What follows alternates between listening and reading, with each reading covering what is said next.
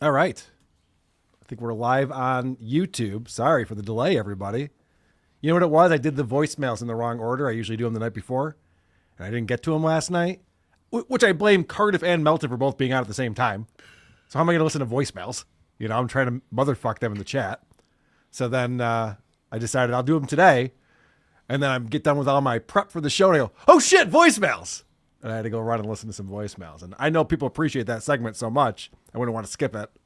Yeah. Get all that angry email coming in. I didn't hear Gary from San Diego in the last episode. I'm unsubscribing. You know, I don't want to get that thing going with people. Could be a real problem. I think everyone appreciates this little peek behind the scenes.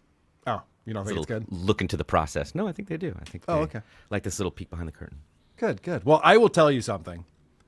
Today, we have so much to get to. We have so much to talk about. Of course, I was off last Wednesday. You guys did a fantastic job filling in for me. Thank you for that. But I don't want to see people giving us super tips or super chats or gifting memberships or gaining memberships. We just don't have time for it today.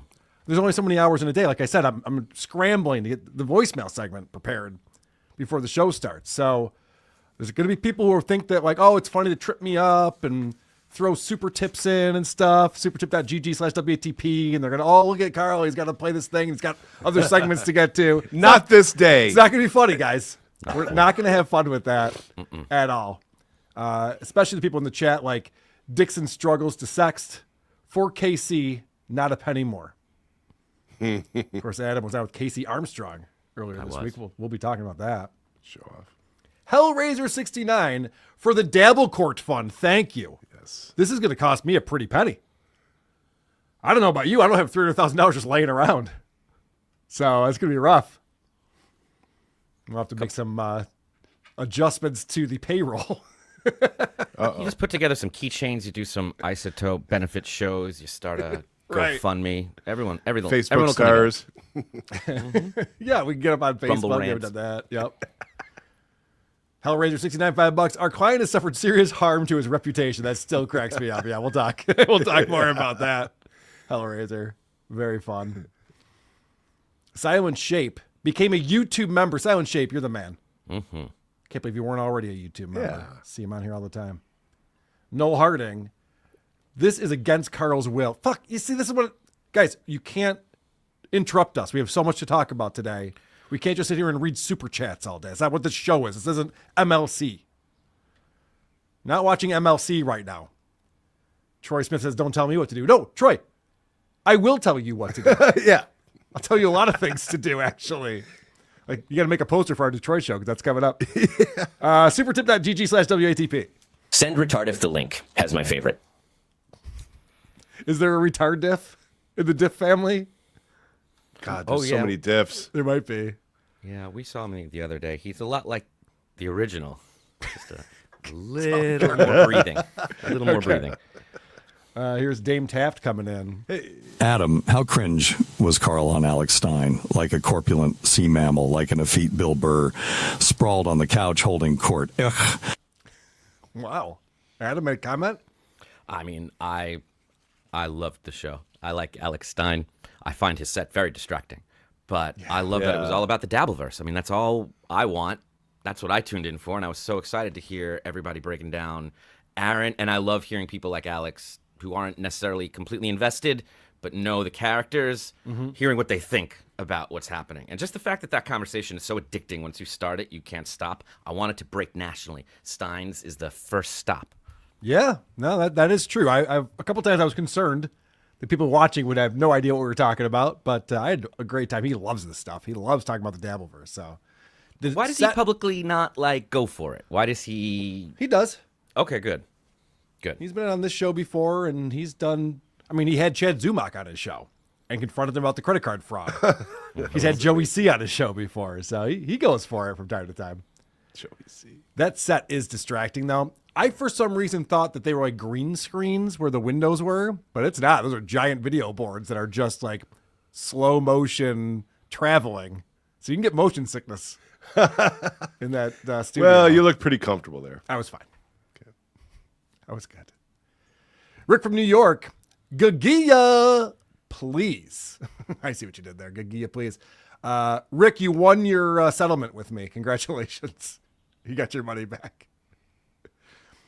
Non-white dabbler with 2 pounds. SJ will soon own 2 houses sat next to each other. Oh, that is true. He probably will get my Florida house. I have to stay with him.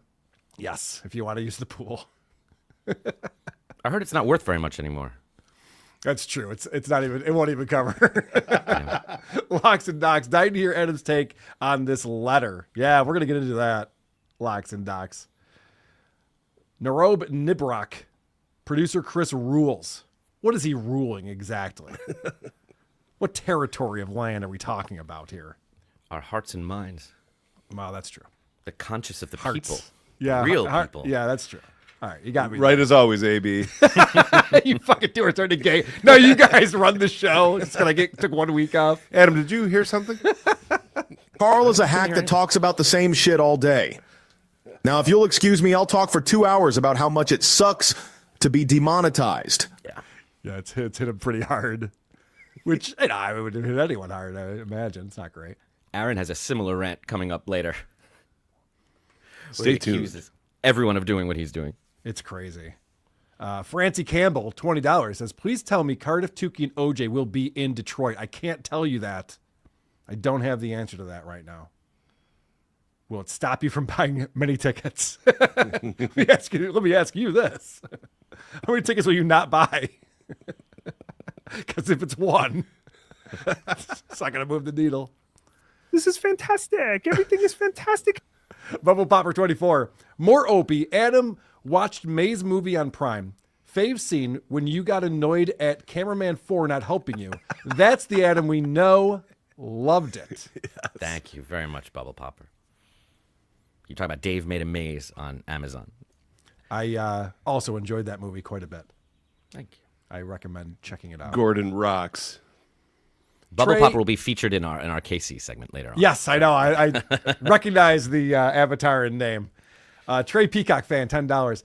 Now that King of the Dabverse is on WABC radio and being syndicated all over the country, I think he's taking a shot at me for saying, Alex Stein brought up that Anthony was the king of the Dabverse. Yeah, that got a lot of mileage, huh? It did. I love that people thought I was actually upset about that. No one did. Stormed off the set. How dare you? People want you to be upset. They do. We're going to hear that from our buddy Aaron Imhol. He's going to accuse me of being very grumpy and upset about things. I wonder why. It's so funny. Nick from New York, $50. I won the charge dispute, but you provided content and should be compensated. Just play Gagia instead of bloody ass this afternoon. We're square. I'm the guy who leaves the voicemails about how much I hate bloody ass. I miss for life. Rick, you didn't have to do that, but thank you very much. It's very sweet of you. And he gave me $50, but then he goes, oh, that's right. YouTube takes their 30%. So, and this will cover thieving YouTube's 30%. You did not have to do that. Thank you very, very much. And now I got to split that with fucking Adam and producer Chris. So if you could throw in a few more bucks, that would actually. Plus, I already paid Shuli that money. I mean, but no, this is great. I really appreciate it. Yeah, we man. really appreciate it, Rick. Thank you so much. You're great. What was his last name again? I'll smell it if you want. All right. See, this is what I didn't want to have happen. So many distractions coming in. We have to get right to the show. I can't be spending all of this time. We have so much to talk about. I can't be spending all this time on supertip.gg/WATP. No time. Can't wait for the Detroit show. Our Cardiff Rocco and OJ coming. Detroit Dabbler, you're asking this too? I don't know. I don't know the answer to that just yet. Maybe we'll put a poll out. Maybe we'll have a poll to find out if they're coming or not. Clearwater Chad wins. To write in. All right, well, we don't have time for Dave Landau, but Clearwater Chad, get up here. Let's see what you have to say. Woof. That might be fun. It won't be. Nope. Thank you. I'm glad you're quick on the trigger with that. All right. I think without further ado, we can get this shit started. Everything you just saw is not a show. Making that very clear. This is not a show. It's not a show. Now is when the show begins.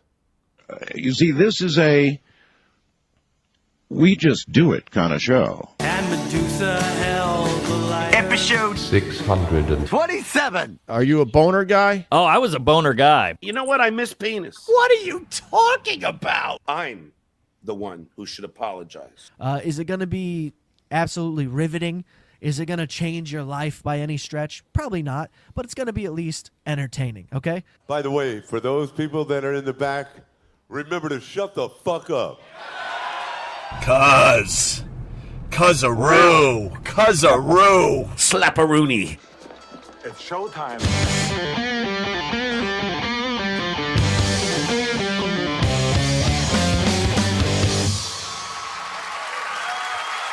WAATP. WATP. Hello, Rubber Dicks and Cuzzaroos. Welcome to another episode of Who These Podcasts, the only show hosted by two gay lovers, but you don't know which two. I'm your host, Carl, and with me every Wednesday, a man who people still can't figure out. It's Adam Busch. I'm just happy to be here and sword fighting with the best of them. Also, producer Chris is with us. Gentlemen. Please go to whoarethese.com. That's where you get our email address, voicemail number, link to the subreddit, link to our Discord server, link to our merchandise, link to our YouTube channel, and that link to Patreon and Supercast featuring 2 exclusive bonus episodes every single month. We're going to get back on the Living in the Past with Stuttering John, I believe, early next week. We'll have a brand new episode of that coming out, which has been a series. It's been fantastic, where we go back and listen to John's podcast from 2018. Yes. Before the Dabverse existed. It's fascinating. And he's about to, in 2018, discover that we've been ripping on him. Yes. Coming soon. That is happening, and he wants to sue everyone. How things have changed. The other thing you'll find at whoarethese.com is a brand new link I just posted there today on the homepage of our website. And that link will take you to the Magic Bags website and your opportunity to purchase tickets for Who Are These Podcasts live in Detroit, September 12th. We'll be back at the Magic Bag in Ferndale, Michigan. 4th year in a row. I know. We've sold out all 3 so far. This year, it's getting bigger and better. Of course, we got the Drew Lane Show and the whole gang from the Drew Lane Show. Of course. But Dave Landau is also going to be joining us. Yes. He is going to be performing stand-up, and he'll be hanging with us on the podcast. So I'm very excited about that. I had a blast with him on Normal World. Check that out if you haven't already. It's free on YouTube. Go to the Normal World channel, and you can see the episode that I was on. He was smart not to put me in the thumbnail, though. He wants people to watch the episode. So you have to find that. But very much looking forward to that. Of course, we are live in Boston June 21st. Yeah. That's creeping up. Mm-hmm. That's going to happen real soon. You got your tickets for that, Adam? You got your plane tickets? Nope. Yeah, me neither. We should do something like that. I got to get on that as soon as possible. I'll swing out and pick you up, all right? I would appreciate that. There's like just a handful of tickets left for that. So if you want to go see us in Boston, go to WATPlive.com. We'll also be with Dick Masterson and Johnny, the audio engineer, live at that show. Really looking forward to it. Also, we encourage our listeners, give us 5 stars on Apple Podcasts or wherever you review podcasts, and then shit all over us in the comment section. Today, we'll be talking about Chad Zumach working with Patrick Melton and Moody by signing up for Super Tips. What? Stuttering John having his new attorney send me a demand letter. Adam Busch's favorite pretentious musician. Aaron Imhol explaining why adults who don't have children are terrible people. Casey Armstrong with Adam Busch as his guest. Brendan Schaub just moved to Texas. We have an update on Opie, who hasn't been streaming lately. Another round of 2 Minutes with Tom featuring our new review girl, Megan, will be stopping by with us. Your voicemails. But first, a guy on Discord sent us this song, and he thinks we should be using it for Rob Saul segments going forward. I'm not promising there will be Rob Saul segments going forward, but if we do happen to do that, this is an interesting tune.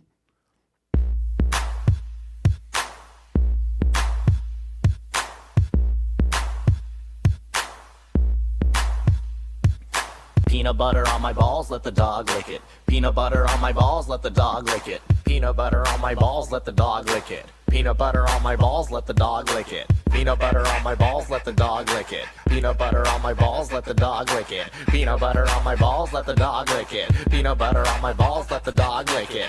Hey dog, you wanna lick my balls? Yeah. I didn't listen that far. I don't know where it goes. There's a verse? Yeah, I didn't know. That was just a fun little hook. I didn't realize there was more to it than that. There's layers. So I hope Rob would appreciate that we're thinking of him. Yeah. We're thinking of ways to spruce up his segment on our show. Let's talk about Chad Zumach real quick. There's going to be a lot of quick segments today, I think. We're going to have shorter segments today, but lots to talk about. So Chad got demonetized. He had his AdSense account suspended. And he doesn't know what he did wrong. He doesn't know if he'll get it back or when he'll get it back or what's going to happen. But he's still on YouTube. He just can't get super chats. He can't get memberships. And he can't monetize his videos. So because of that, he is panicking. And rightfully so. That sucks. Now, my experience with one Chad Zumach, and it's been years now, is that everything bad that happens to him, he's done to himself. If this is the first time ever that's just randomly happened to him, then that's too bad. I just don't buy it. And he always blames himself, right? No, absolutely not. Absolutely not. So this is Chad on a recent episode announcing that he's talked it over with some intelligent people, Bill from Jersey and Jim Florentine. It was so funny, too. I was watching this video, and he goes, so I talked to these guys who are really logical. It's almost like he's like, what is that like? To be logical instead of emotional all the time. I just remember Jim going, did your mom take it in the ass? Right, they're very logical people. He talked it over with them to figure out what he should do. Okay. And he's come to a conclusion, or at least he did it at this time. So after talking to Bill from Jersey, after talking to Florentine, I think I'm going to do the super tip system. Now, here's why. Number one, I'm trying to learn Streamlabs, all this other stuff. I don't know what I'm doing. I'm an idiot. I'm dumb. I'm a dumb guy. I don't have the know-how to do. I don't have the patience. Yep. I don't like sitting through instruction. I don't want to do it. That's the most telling. So Chad is a dumb guy. I mean, this is well documented. We know that. But I like that he also says, I just don't want to do it. It just seems like work, and I'm a lazy asshole. The thing that everyone's been pointing out to him, because he's like, I don't know what else to do. I got to get on Super Tip, a system that I have said publicly is horrible, that steals your personal information, that Patrick Melton and Moody will then use that to exploit people they don't like or someone who turns on them in the future. He said that Pat Dixon had an issue with Melton using this system, which is not true. He's gone on to explain how terrible this is. And then he goes, all right, so I talked it over with a couple guys. They think I should use this system because really it's the only thing I can possibly do. And what Cardiff has been pointing out on his show over and over again is that you could also get a job. If YouTube says we're not going to pay you money anymore, you might go, all right, well, does Home Depot pay me money if I spend 8 hours over there? There's other I think he's banned options. from there. I don't know. I don't know about that. But luckily, Chad is a comic who is in it for the love of the game. Like, he just loves broadcasting. He loves communicating. So even if he has to take a financial hit and go work somewhere else, he's not going to stop. He loves it. I think you're wrong about that. What? I think he only does it for money. And he's actually pretty distraught that he can't just sit in his house and make money by playing Sounders all day anymore. Pew, pew, pew, pew. So he just said he's a dumb guy. And what I loved about this stream is that he immediately proves he's a dumb guy after that. And here's the thing. The people that hate Melton like you. Yeah. don't have to use it. I've never used it. I'll never use it. I mean, I mean, that sounds dumb considering I said I'm going to use it. But I'm saying I don't super tip other shows. I won't do it. Okay. That's where you draw the line. Just on principle. But for me, it's the best solution. He won't use it on principle, but he's making all of his listeners and viewers use it. And talking about it on his show. Yes, and promoting it and everything else. This is the same Chad so Zumach confused. who was all set from his gigs. He said, I'm good for the year. Oh, yeah. Remember that? Yeah. He's like, I've already made enough. I've already made my nut for the year. I'm good to go. I thought it was a different Chad Zumach. I played a half sold out theater with Swartzen. I'm good. Yeah. He also says he has friends and family, and his closest advisors are members of the chat and a comic he opens for sometimes.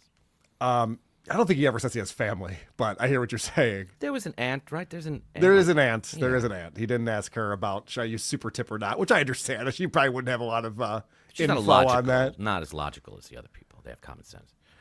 This is just so funny because it shows like guys like Chad, they're just full of shit all the time.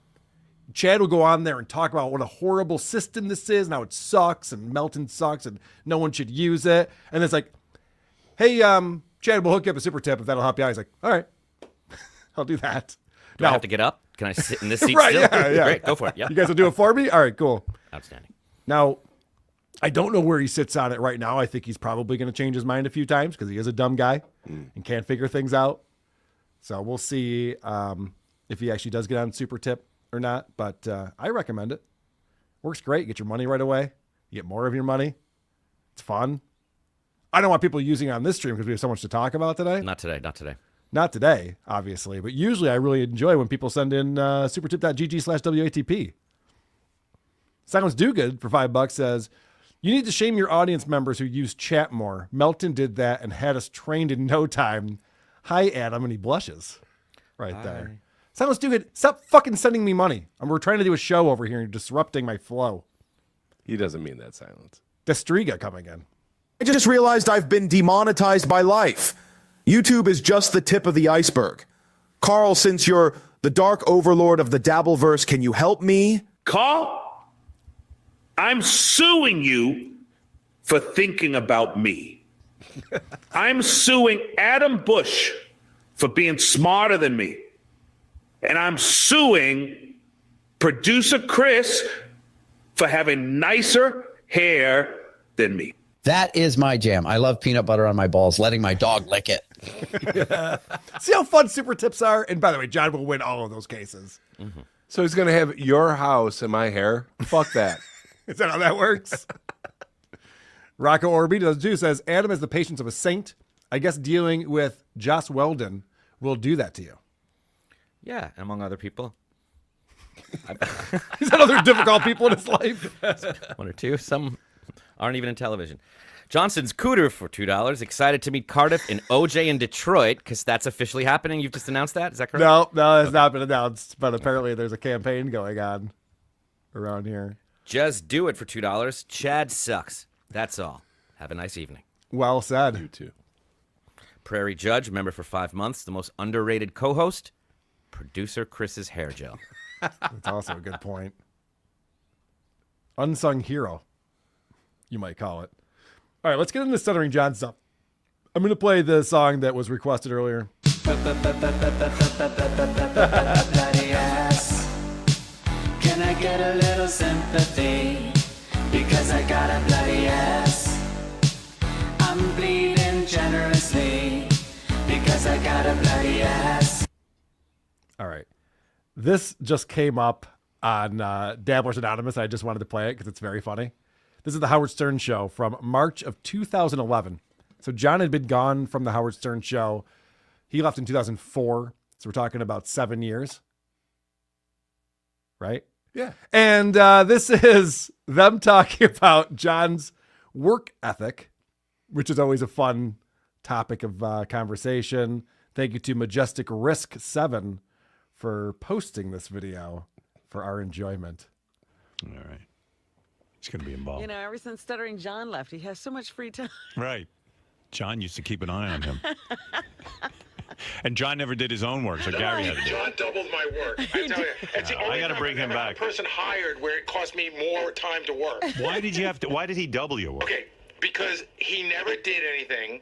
When I gave him stuff to do, it was so fucked up I had to go back and do it. And my favorite thing was, we had a big sit down one day, and you were like, you put down the law, like everybody's got to pull their weight. And so John had to come to see me at the end of every show, and I would say, John, this is what I need you to do, and I'd hand it to him. I'd go to the bathroom, I'd come back, and I'd see Jason doing it. And I go, what happened? He goes, well, John gave me this to do, and I would say, I know, but I gave you something to do as well, so now Jason has double work. So John thought he was both a writer and a boss for some reason. Even though no one reported into John, he's the one who's delegating the workload around there. He's got to be the lazy. I mean, we talk about how dumb he is and how drunk he is. I really think that laziness takes over all other aspects of his life. He's not lazy about taking a shit, that's for sure. He he's drags that out. constantly in the bathroom there. Well, that's also lazy, taking a long shit. I know.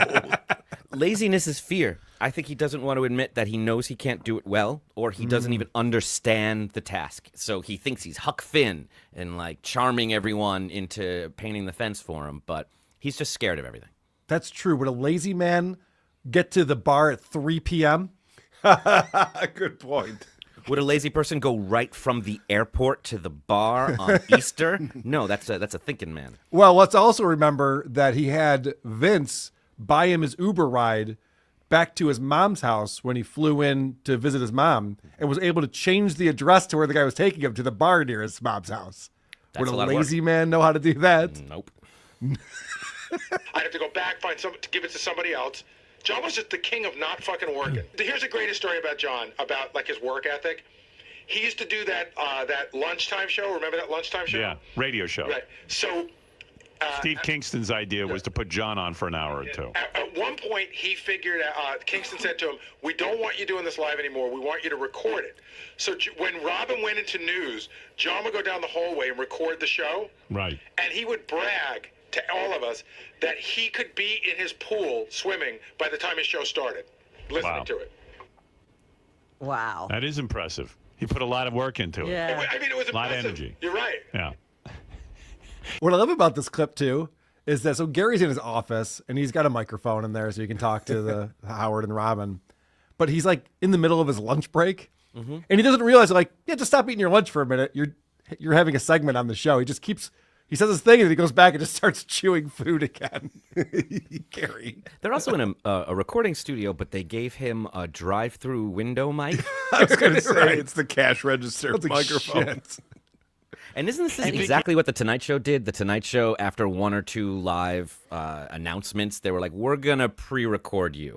That's what they start talking about, Adam. That's wow. precisely where they go with this.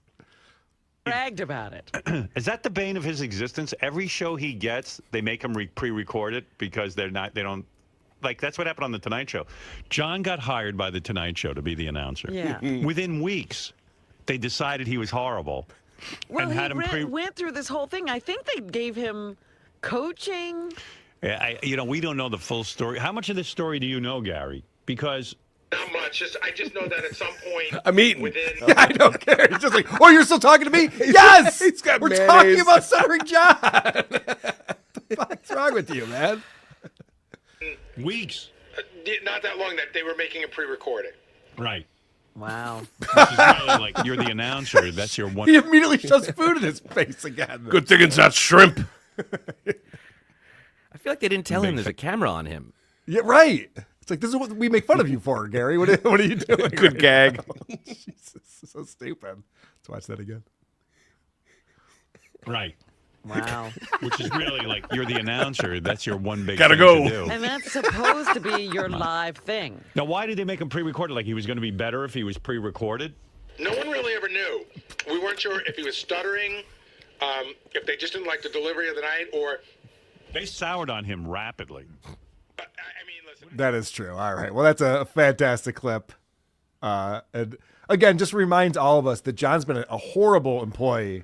We got to get Stephanie Miller on the show. Oh, yeah.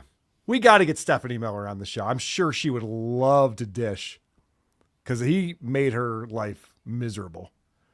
I'll try and reach out to her. That'd That be would be great. amazing. I want to find out about their kiss. Oh, right. Yeah. He made out with a lesbian because he's just so irresistible. There's no way that happened. No. I actually have audio of what she said to him. You know what? I miss penis. Oh, yeah. Sounds like her. Stephanie talking about how, man, I just missed the dick, man. Please give it to me. Okay. I went on the Uncle Rico show last night, and we talked about this demand letter that we received in the mail. Both Shuli and I received this, and this is fantastic. This is like Christmas Day for me. I am so excited. You know, John has left the Dabverse. He's too good for this shit. He shouldn't be dealing with it. He's too big of a celebrity. He's too famous. He's going to be in Tampa this weekend signing autographs and taking photos for money.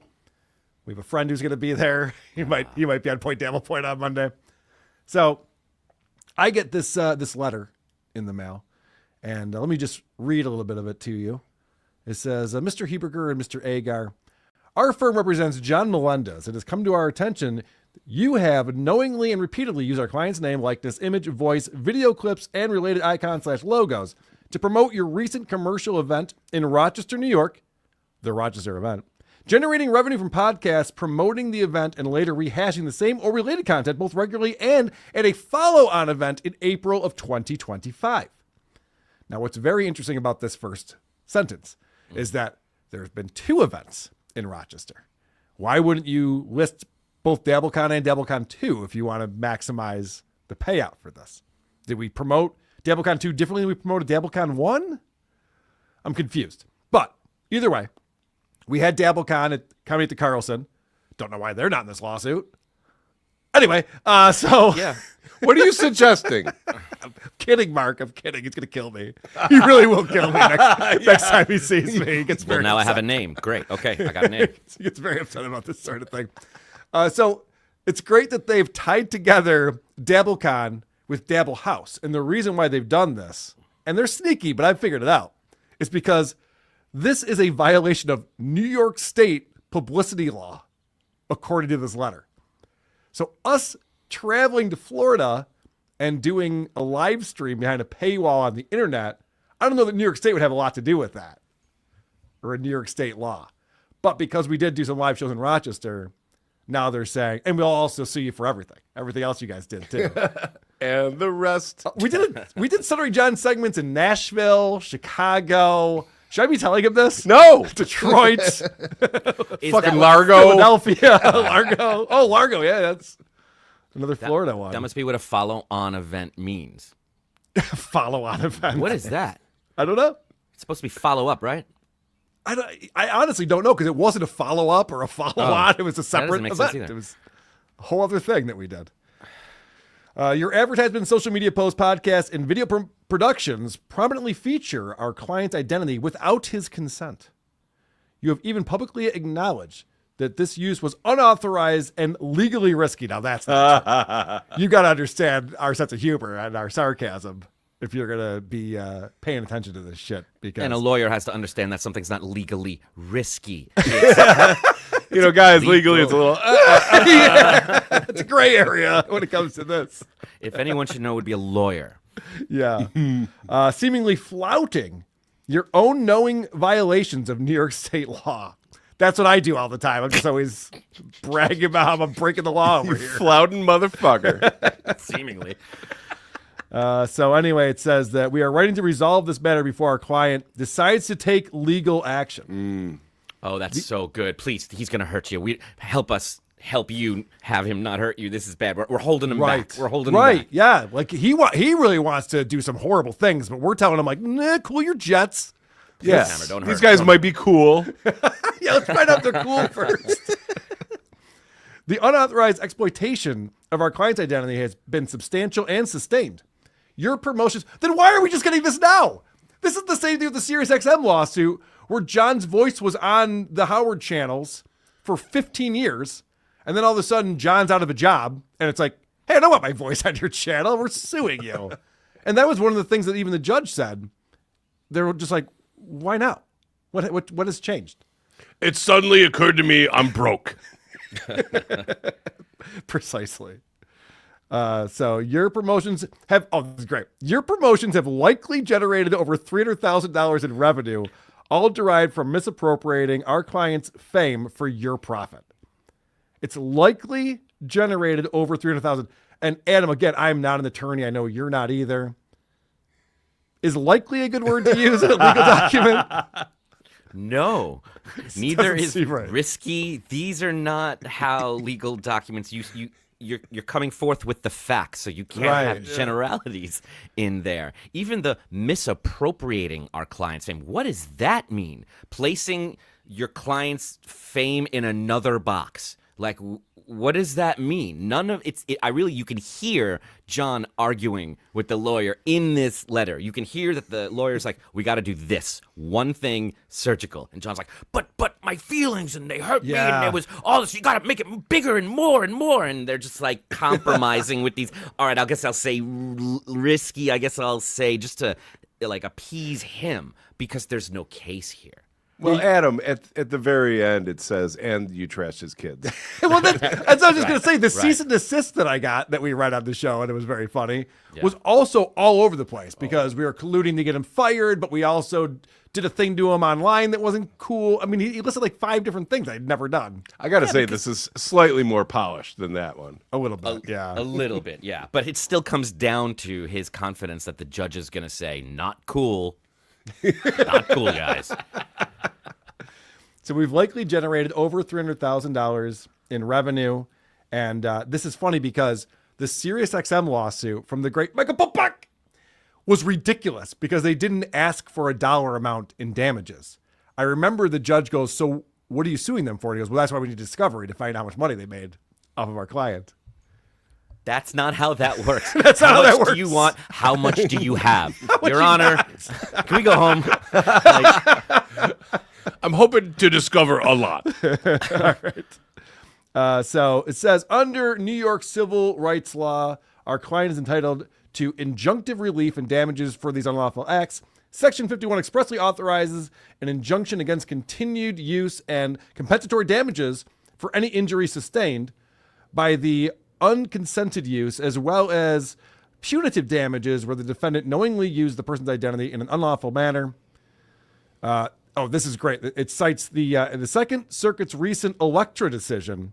The court reaffirmed these elements and remedies under that case. Now, I didn't know about this, but they reference right down here a 2021 case, Electra versus 59 Murray Enterprises. And apparently, this is what Frog said yesterday on Uncle Rico's show.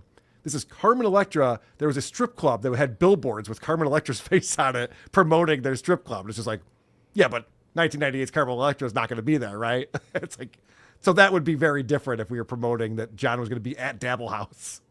There are independent marijuana strains sold in dispensaries all over that have Grateful Dead logos on them that the dead have nothing to do That's with. true. That they go around suing and shutting down because you can't just do that. Not the same here. Very different. What we advertised, we actually gave. We said we were going to be laughing at a moron who drools on himself, and lo and behold, there it was on the screen for everyone to In enjoy. abundance. The April event, and businesses openly and knowingly, in effect, daring our client to assert his rights under New York state law. See, again, John's just like, oh my God, I'm not even a litigious guy, but they're daring me to do this. And also, this is supposed to be the Rochester event. You said clearly that's what we're referring to this as, not the April event. They're trying to work in some other things that are going on. Wow. So accordingly, we demand the following by no later than Friday, June 13th, 2025, 5 p.m. Eastern Standard Time. Are we in daylight time right now? Everyone gets that fucking wrong. Why even put the S? I do a thing where I just write ET, PT. Yeah. Because it's usually daylight time. Neither here nor there. It doesn't matter. Anyway, so it says immediate cessation. Cease all use of our client's name, likeliness, image, voice, video, and icons/logos in any advertising, promotion, or content. Well, good news. Today I played a video that was just Gary Dell'Abate and Howard Stern making fun of you. So I guess that's okay, right? It still hurts my feelings. Monetary damages. Compensatory damages of $300,000 and exemplary damages, I think that's punitive damages, of $300,000 to compensate our client for your knowing infringement and to punish your willful misconduct. Wow. Because they can't prove damages, so it's to punish you. Amazing. $600,000 from these podcasts that are failing, that no one cares about, no one's ever heard of. Accounting of profits, a full written accounting of all revenues and profits you obtained from the unauthorized use of our client's identity to verify and ensure proper restitution. You sound like my accountant. Can I get it to you in a few weeks, man? Jesus Christ. It's going to take a while. Written certification, written confirmation under oath that you have fully complied with the above demands and have ceased any further infringing use of our client's identity. If you fail to comply by the deadline, our client will likely initiate litigation. This is another funny one. Yeah, there's a really good chance. Like, we're kind of testing the waters with him, and he's feeling pretty strongly that he might actually do this thing. It's looking pretty likely, probably. It's looking pretty likely. And then there's more like wording in here to try to scare us and be like, oh, this is this is definitely going to happen. There's a lot of other cases that prove that this is what's going to go down. And then the last page here is just all the shit that we need to give him, which is a long list of stuff. This letter serves as a formal notice to preserve all evidence related to this matter. Each of you, including your respective affiliates, employees, and contractors, must immediately preserve all potentially relevant information. Oh, maybe I should just get Alex Jones' attorney, who just sends it all over to them without even being asked for it. Failure to preserve such evidence may result in severe legal consequences. Listen, I don't care about legal consequences, but I don't like the severe ones. That's a problem for me. Including adverse inferences, monetary sanctions, and other judicial penalties under applicable law.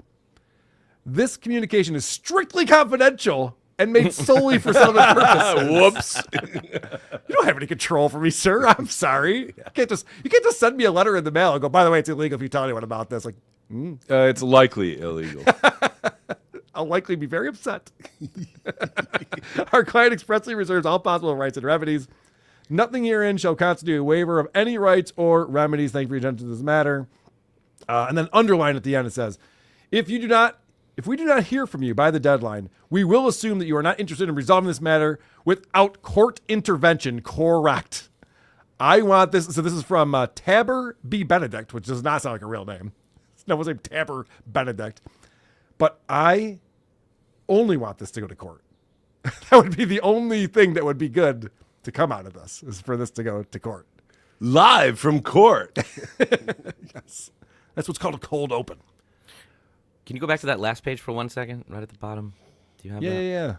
It was just like, he was like, we're gonna win, you're gonna pay us, but also in all this wording, you could just give us money.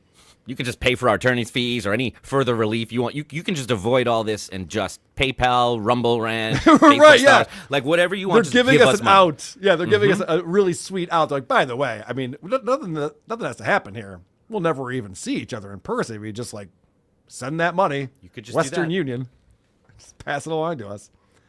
So of course everyone's looking up this attorney. I follow him on X now, and I should point this out before we go any further.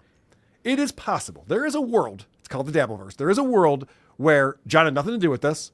Some guy just pretended to be this attorney and representing John and put this letter together and sent it to me and Shuley. And it's all just a prank and a goof.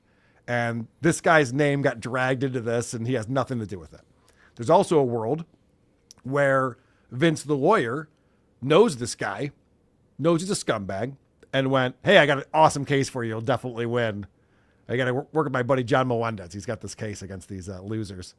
So it's possible that he took the case thinking that he might make some money on it. And it's a Hail Mary shot or a lottery ticket, and scratch it off, see what happens. They don't know you at all. So if this doesn't have anything to do with Tabber, then that sucks. Because what we're learning about this guy is pretty crazy. This is from the New York Post. This is an article. I hate the New York Post so much. They're so difficult to read, these articles online. There's our boy Tabber right there. Is he related to Ray DeVito? People have thought that. Okay. Yep. There's been some questions about that. There he is with some hot chicks. And it says, pompous ass Tabber Benedict sent out invites for his going away party. So let me read this article to you. Actually, Adam, can you read that? Are you close enough? Yeah. Okay, read this for us, please. A pretentious Manhattan socialite hosted a swanky black tie optional bash in January, where he sipped champagne with his fabulous friends and boasted of an upcoming years-long vacation to Europe he was about to take. Tabber Benedict bellied up to the bar at Chelsea's Bungalow 8 with a woman on his arm and bent his friend's ear about the planned jaunt and all the places that he was going to visit. But the finance lawyer was hiding the real sinister reason he was saying his farewells. He was going to prison for nearly killing a man. Oh boy, that's like a twist. That's like a turn right there. Yeah. About 2 years ago, the West Village denizen slammed his SUV into a Long Island dad after a night of hard partying in the Hamptons and left his victim for dead. Oh, that's not good. Not cool, guys. No. The January 24th soiree was just 4 days before he was sentenced to as many as 10 years in the clink.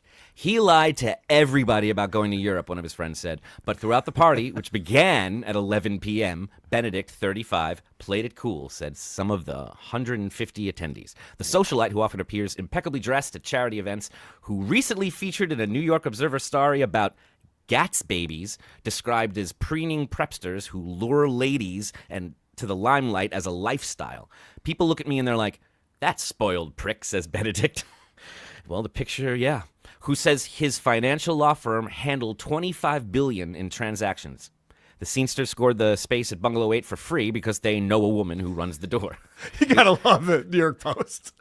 Said one of the attendees, so we're just going to run with that. Right, exactly. It wasn't later until that one friend heard that Benedict was making something up and that only a few people really did know the truth. The truth was that Benedict was partying at a friend's house in the Hamptons on July 4th, 2011, when his girlfriend demanded he come see her in Manhattan. Benedict took to the road at 8 a.m. with a 28 blood alcohol reading. 0.28 blood alcohol reading. That is dangerous. Wow. More than at 8 in the morning, more than 3 times over the legal limit, law enforcement said. While driving along Montauk Highway in East Quogue, Benedict drunkenly plowed his GMC Acadia into Steve Dorn, 45, a high school teacher and the father of 3 daughters who was cycling, court records state. So he hit a guy just riding his bike while he was wasted at 8 a.m. driving into Manhattan. I don't know why they keep referring to this dad as a thing, like a noun. They keep Right. downplaying that it was a person. Right. This Gats baby then fled the scene as the dad lay severely injured along the highway. 2 other drivers on the road, identified as Bernac Daly and his uncle John Daly, not the comic, who were in separate cars, sped up to Benedict and blocked his SUV so he would stop. How amazing is that? He tried to just run away from the scene of the accident. He plows into this guy on his bike and just, whoops, gotta go. Thank goodness these guys were like, no, you're not getting away that easy, motherfucker. I'll be able to buff that out. My car's fine, guys. Thanks, though. The jet setter pleaded guilty to 10 total charges, including aggravated vehicular assault, DWI, and leaving the scene of an accident, and was disbarred from practicing law. Well, that's interesting. Dorn, a father of 3, who was also a local lifeguard in the summer, endured a grueling recovery and only recently returned to work in the William Floyd School District as a phys ed teacher. Ooh. Shaping hearts and minds. He was totaled. Benedict finally faced his victim at this emotionally charged January 20th sentencing. I have a 9-inch laceration from my back that goes to my stomach, which we have as a lifelong reminder that I was almost killed that day. He left me on the side of the road to die, and then he fled to save himself. Dorn also pointed out that Benedict never apologized. Yep. I fled to do more coke, I just want to point out. Yes. Well, I was wasted. My girlfriend's vagina was going to dry up, sir. I hope you can understand. There's a small window here that I can get this done. Have you ever driven in Manhattan at 8 a.m.? Come on. Yeah, right. You got to get there right before the rush hour. This traffic experience has been very difficult because of the fact that Mr. Benedict has shown no remorse. He's never apologized. He's never reached out to me and my family. And to this day, I cannot do things with my children without constant pain in my back or hip. Dorn's wife, Deanna, told the judge that Benedict has changed our lives. Your Honor, ironically, it was on Independence Day, 2011, that Steve and I lost our independence. Wow, he's destroyed Mr. Dorn's life and destroyed his own in the same breath. Unfortunately, we cannot go back. There is no time to change it. Tabber is not a wicked man, nor does he come from money, but he's worked hard all of his life and contributes much of his time and money for free to helping others. That's what his mother came to very good. his aid to say. Benedict's social cachet stems from high-profile parties, such as the Walk for Breast Cancer. His mother noted that he had to overcome limited mobility on the left side of his body due to a congenital nerve defect. Well, whatever. Yeah. Eventually, at some point, he apologizes and says, "Not a day goes on that I don't feel awful." Well, so does your victim.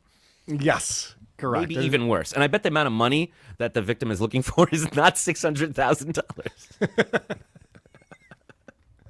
So that's unfortunate that that's what this guy was up to.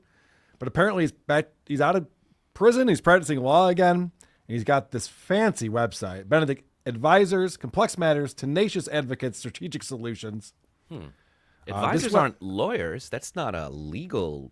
Is it a legal firm? Well, here's what's interesting about it. So they say it's a boutique corporate law firm specializing in mergers and acquisitions, early stage companies, and complex transactions. None of this is about litigation or lawsuits and civil suits. It sounds like the kind of stuff like retired politicians do when they just want to be on a board and take money. Yes. They just advise. And there's our buddy right there. This is the silliest photo I've ever seen of an attorney on a website. And my company used to build a lot of websites for attorneys. This would not have been approved at our agency. You want to see a fun Twitter post he put up recently? I do. All right. So he's getting trolled a little bit on X. And he posted this. AI was used, and he's got himself as one of these action figures that you see all the time. And it says, New York City lawyer and CEO. And it's him dressed up really nice, got a briefcase, got a cell phone, got a really expensive Rolex on there. And the comments are great fudgical. It's quick in there with the Stuttering John face. Alien Melenders says, just remember what Stuttering John's last lawyer said to him. And this is a great video clip for Tabber to be aware of as he enters into the Dabverse. Bet. All right? Let's just leave it at that. But I don't think I deserved a lot of things that you text me. And I don't think I deserve to have them attack my family and tape you and then them play it and it looks like you're siding with Bob. I don't think I deserve that. So if you think that that's not going to bother me, it is. So you can call me a moron all you want. But that is going to bother me. Because it made it worse. These guys doubled down and just made it worse. Yeah, so just a reminder that this was an era when, it was last summer. I remember because I was in New York to go see NoFX. And that's when I got the message from John's attorney saying, hey, can you call me at your earliest convenience? And I talked to Bob and Shuli on the phone. And we all talked to this attorney. And every single one of us told the attorney what was actually going on. And he went, wait, what? He's doing what? Okay, all right. I'm sorry. I'm sorry to waste your time. I'll talk to John. And he called John a moron. And then John came back with that. The Duke of Roscoe Boulevard says, at Stuttering John, M is a great client, one with honesty and integrity. You done fucked up, brah. Liquor bottles and crashed BMW sold separately. It's one of the comments. Welcome to the Dabverse. I'm just here for the popcorn. Looks like Christian Bale in American Psycho. More images of John getting pulled over. There's someone posting the New York Post article. So, again, it's possible this guy has nothing to do with any of this, and this is just happening to him. But it's unfortunate. They have to find an attorney who's almost killed someone when driving drunk. I wonder if Vince told this guy that if he writes this letter for this Stuttering John cat, I'll promise you a 20% bump in all your social media. He could have said something like that. It's like, this is going to be high profile. Yeah, but it's one of those, magic curses where it's not, but not like this. I didn't know it would be this kind of posting and these kind of followers, hate followers. You didn't specify, and that's the Vince magic. That's how attorneys do it. Mm-hmm. I'm still hung up on the baller move of throwing yourself a high roller party to say you're going on a years long vacation. Yeah, I'll be in Europe. How long are you going to be for there? I don't know, like 3 to 10 years. Yeah, right. Depends how much fun I'm having, I guess. Less with good behavior. Oh, I've said too much. Also, what's the thrill of making a cool CEO, high-profile New York City lawyer action figure of yourself when that's what you do? Like, if that's you. Right, if that actually is you. A cool AI fantasy. Like, look at me. Yeah. Could you imagine, guys? Guys, could you even imagine? Me in a nice, well-fitting suit? That's great. All right, we still have a lot to talk about on the show. We're going to introduce everyone to Fletcher Daniel coming up in just a moment. Adam's got a lot to talk about with that. We have StutJo, a fun little segment of Steel Toe where he's talking about the reason why all of the problems that I have occur is because I'd never had children. Mm-hmm. Talk about that. Casey Armstrong had Adam Busch on his show for a little interview. We have Brendan Schaub moving out to Austin in his first days, his first podcasts out there. Opie got an update on the Opester who hasn't been live streaming as much. We'll find out why that is. But first, and guys, you're really slowing down the flow of the show when you go to supertip.gg/WATP. We have so much to get to, as you just heard. Don't do it. We still have a game to play. We have voicemails to get to. And yet here we are with Anonymous. Here we are. Don't make me a liar, Anonymous. Oh, well, let's try that. Let's try the next one. We'll fucking dox you, Anonymous. Yo, to my wigger. Gator. Sharpening knives at DFI. Okay. Carl doesn't like me because I poop on the clock. That is true. That was one of the first things that went viral for me, was talking about people shitting at work. It very much annoyed me. And John is a giant work shitter, as we've learned. Beloved cheddar. Chad saying he's a dumb guy is like Fry saying he doesn't have the wherewithal to defend himself when framed by Zoidberg. Sounds like something Chris would say, actually. What is this name? Takesis is for the win. That's all I got. 4TW. Chris Adam killing it. Carl exists. By the way, Carl, I think Vinny has been fucking you over on the creep off with legit votes from the Isle of Man not being counted. Seems there's quite a following here. You know, I agree with you. I think I am getting fucked over on the creep off. There's no way that I'm losing the way that they're saying that I'm losing. I'm not buying it. Let me try this one again. Who knew that wiping the wrong way could kill you? Can you believe it? I believe it, Lisa. That's why I taught my trans kids the proper way to wipe. Once again, saving my kids' lives. Lisa, I'm sorry I wasn't part of that tribute, but I'm glad you guys did that. It was beautiful. Queefer, Stutterman, Stutterlin, Lady K, PC, Ambush, Greater Than Rocco, Ralph, and OJ, hashtag F Florentine. It's true. It's all making true. Making a lot of points. Thanks, Ass Munch. Rick from NY. Colonel Clink, $5. Tom Sawyer got out of painting the fence, not Huck Finn. Yeah, that's true. I fucked that up. Did you mess up with the characters? I didn't catch it. I didn't catch it. I think the larger point was understood, but thanks Right. for getting way down to the minutiae. I appreciate that, Colonel Clink. If By the that's way, really your name. Corrections on the show are $10 and above if you want to correct anything that we've said. Fact checking. Drunkle Greg, $5 says, you don't like John because he poops on company time. Chris Adam, blink twice if you need help. I'm trying to. It's hard. Okay, good. Got nervous for a second there. Dixon struggles to sex. Settle for 12-pack of Corona Light, real or not. Yeah, we were talking about on Uncle Rico last night, like what a counter offer could be. Because I was thinking back to when John made $3,000 from Kevin Brennan. Mm-hmm. And then it was like $600 to be on Chad Zumach's show. Or maybe it was $1,200. He did it twice in a row. And then Opie offered him like a case of beer or a 6-pack, and John wanted the case or something like that. So I think we could probably negotiate this down from the $600,000 pretty quickly if we wanted to. He just wants something so he can say he won. So he can say he won. Takedown DDT with $50. Thank you very much for that, Takedown DDT. Don't get to watch the show live too often. Here's a little something for WATP Defense Fund. Thank you. We are going to need that money, and we do appreciate it. Thanks for being here live with us. We do this every Wednesday at 5:30 p.m. Eastern. Not Eastern Standard Time, just Eastern Time, whatever that is, depending on the time of year. We're here every Wednesday, 5:30. You can watch live and hang with us like the over 1,100 people are right now. Luigi Greenberg, my buddy in Dallas. I'm convinced that the author of Easy For You to Say is the only person incompetent enough to write that terrible demand letter. What a dope. I wouldn't put it past Chat GPT a little bit.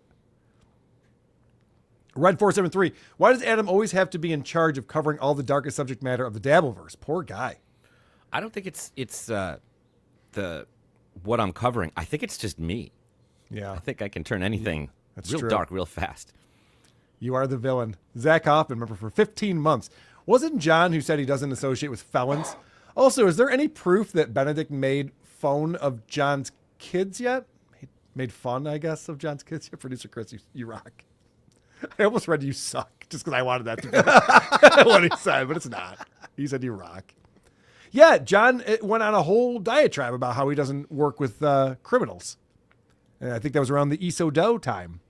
Oh, yeah. It was in his banner Yeah, right. Oh, that's right. That's right. I forgot about that. We have 0 PDF files on the show. It's like, well, if you have to put that on the show and have it scroll on the bottom, now I'm suspicious. Now with 0. Yeah, right.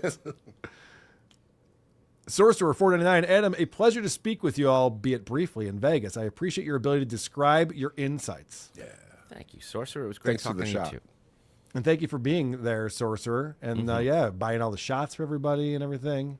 It's great to see Sorcerer there in Vegas at Hackamania. Okay. We got this guy, Fletcher Daniel.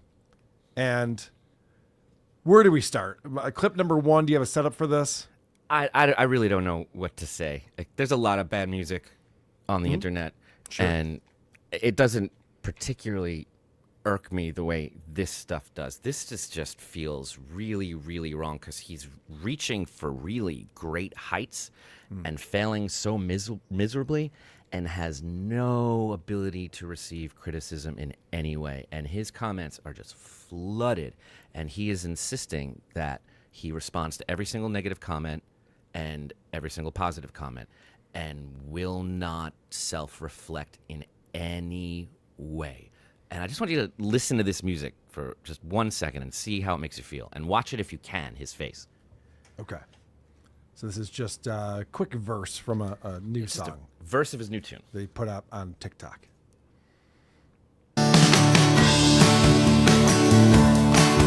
Now the jester holds the scripture, and his love has the key to the switcher. For the stained glass is more than a picture, as the prophets cut the ties. And Medusa held the lighter for my green-eyed scribe playwriter, who fell asleep before she was tired, just so time would pass her by. He thinks he's so clever. Yeah. What do you think any of that means? Adam, any ideas? It means nothing. It means nothing. It sounds like something. It's like Scientology. It's almost something. It's like the words on his refrigerator fell off and he just is reading them in whatever order he can pick them up in. It's fine to write bad songs, but to say you're Dylan, to reach for that kind of thing in this way means, oh, you don't get that at all. You have no idea what that guy's saying, and you think you're the same, which to me makes him a songwriter, a singer, and the Tom Myers of music. Wow. The Tom Myers of music is what we're witnessing right here. Here's the second part of that song that we were just checking out.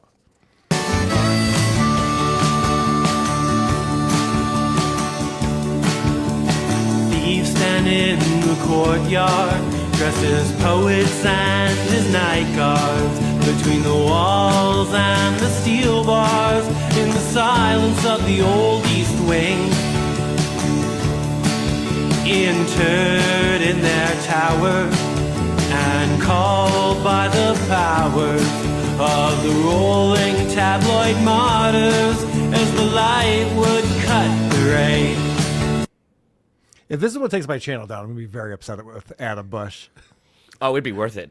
It'd be I'd be worth it. very upset if this is what does it for He's me. standing in the West Village. He's dressed like a young Dylan. He's mugging. He's doing air quotes for no reason. He wrote on it. He says, "This is the song of the summer that you're looking for. Get ready for an instant new classic." So it's old, it's new. He's retro. He's modern. He's everything. He is fighting for his life in these comments. These comments are vicious. The best was your face. You look like a honey bun come to life. It's like, and I know this because I have a punchable face.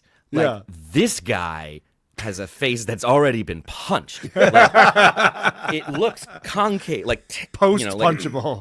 Like somebody already did, and you just want to keep going. And when you read the arrogance in these comments, like a lot of people are mean, a lot of people are just trying to explain to him, hey man, like I'm a student of Woody Guthrie, I'm a student of this stuff. You can't just like say you're that and do that. There's a lot more to that than just watching a complete unknown once or twice and wearing that outfit. And his response is just, he cannot hear it. He has to respond. And it goes on and on. The next one is where he just starts addressing the haters directly, I'm sure. Yeah. Have you ever dressed a certain way to piss people off? I have. So he's dressed ridiculously, and he's one of these guys who copes with getting made fun of by saying that his detractors are pissed off. It's a very Aaron Imhol thing. Yeah, we're like seeing you it. guys aren't just like having a laugh and having fun. You're angry. You're angry that I'm wearing this outfit, aren't you? It's like, no, you look ridiculous. That's all. That's all we're saying.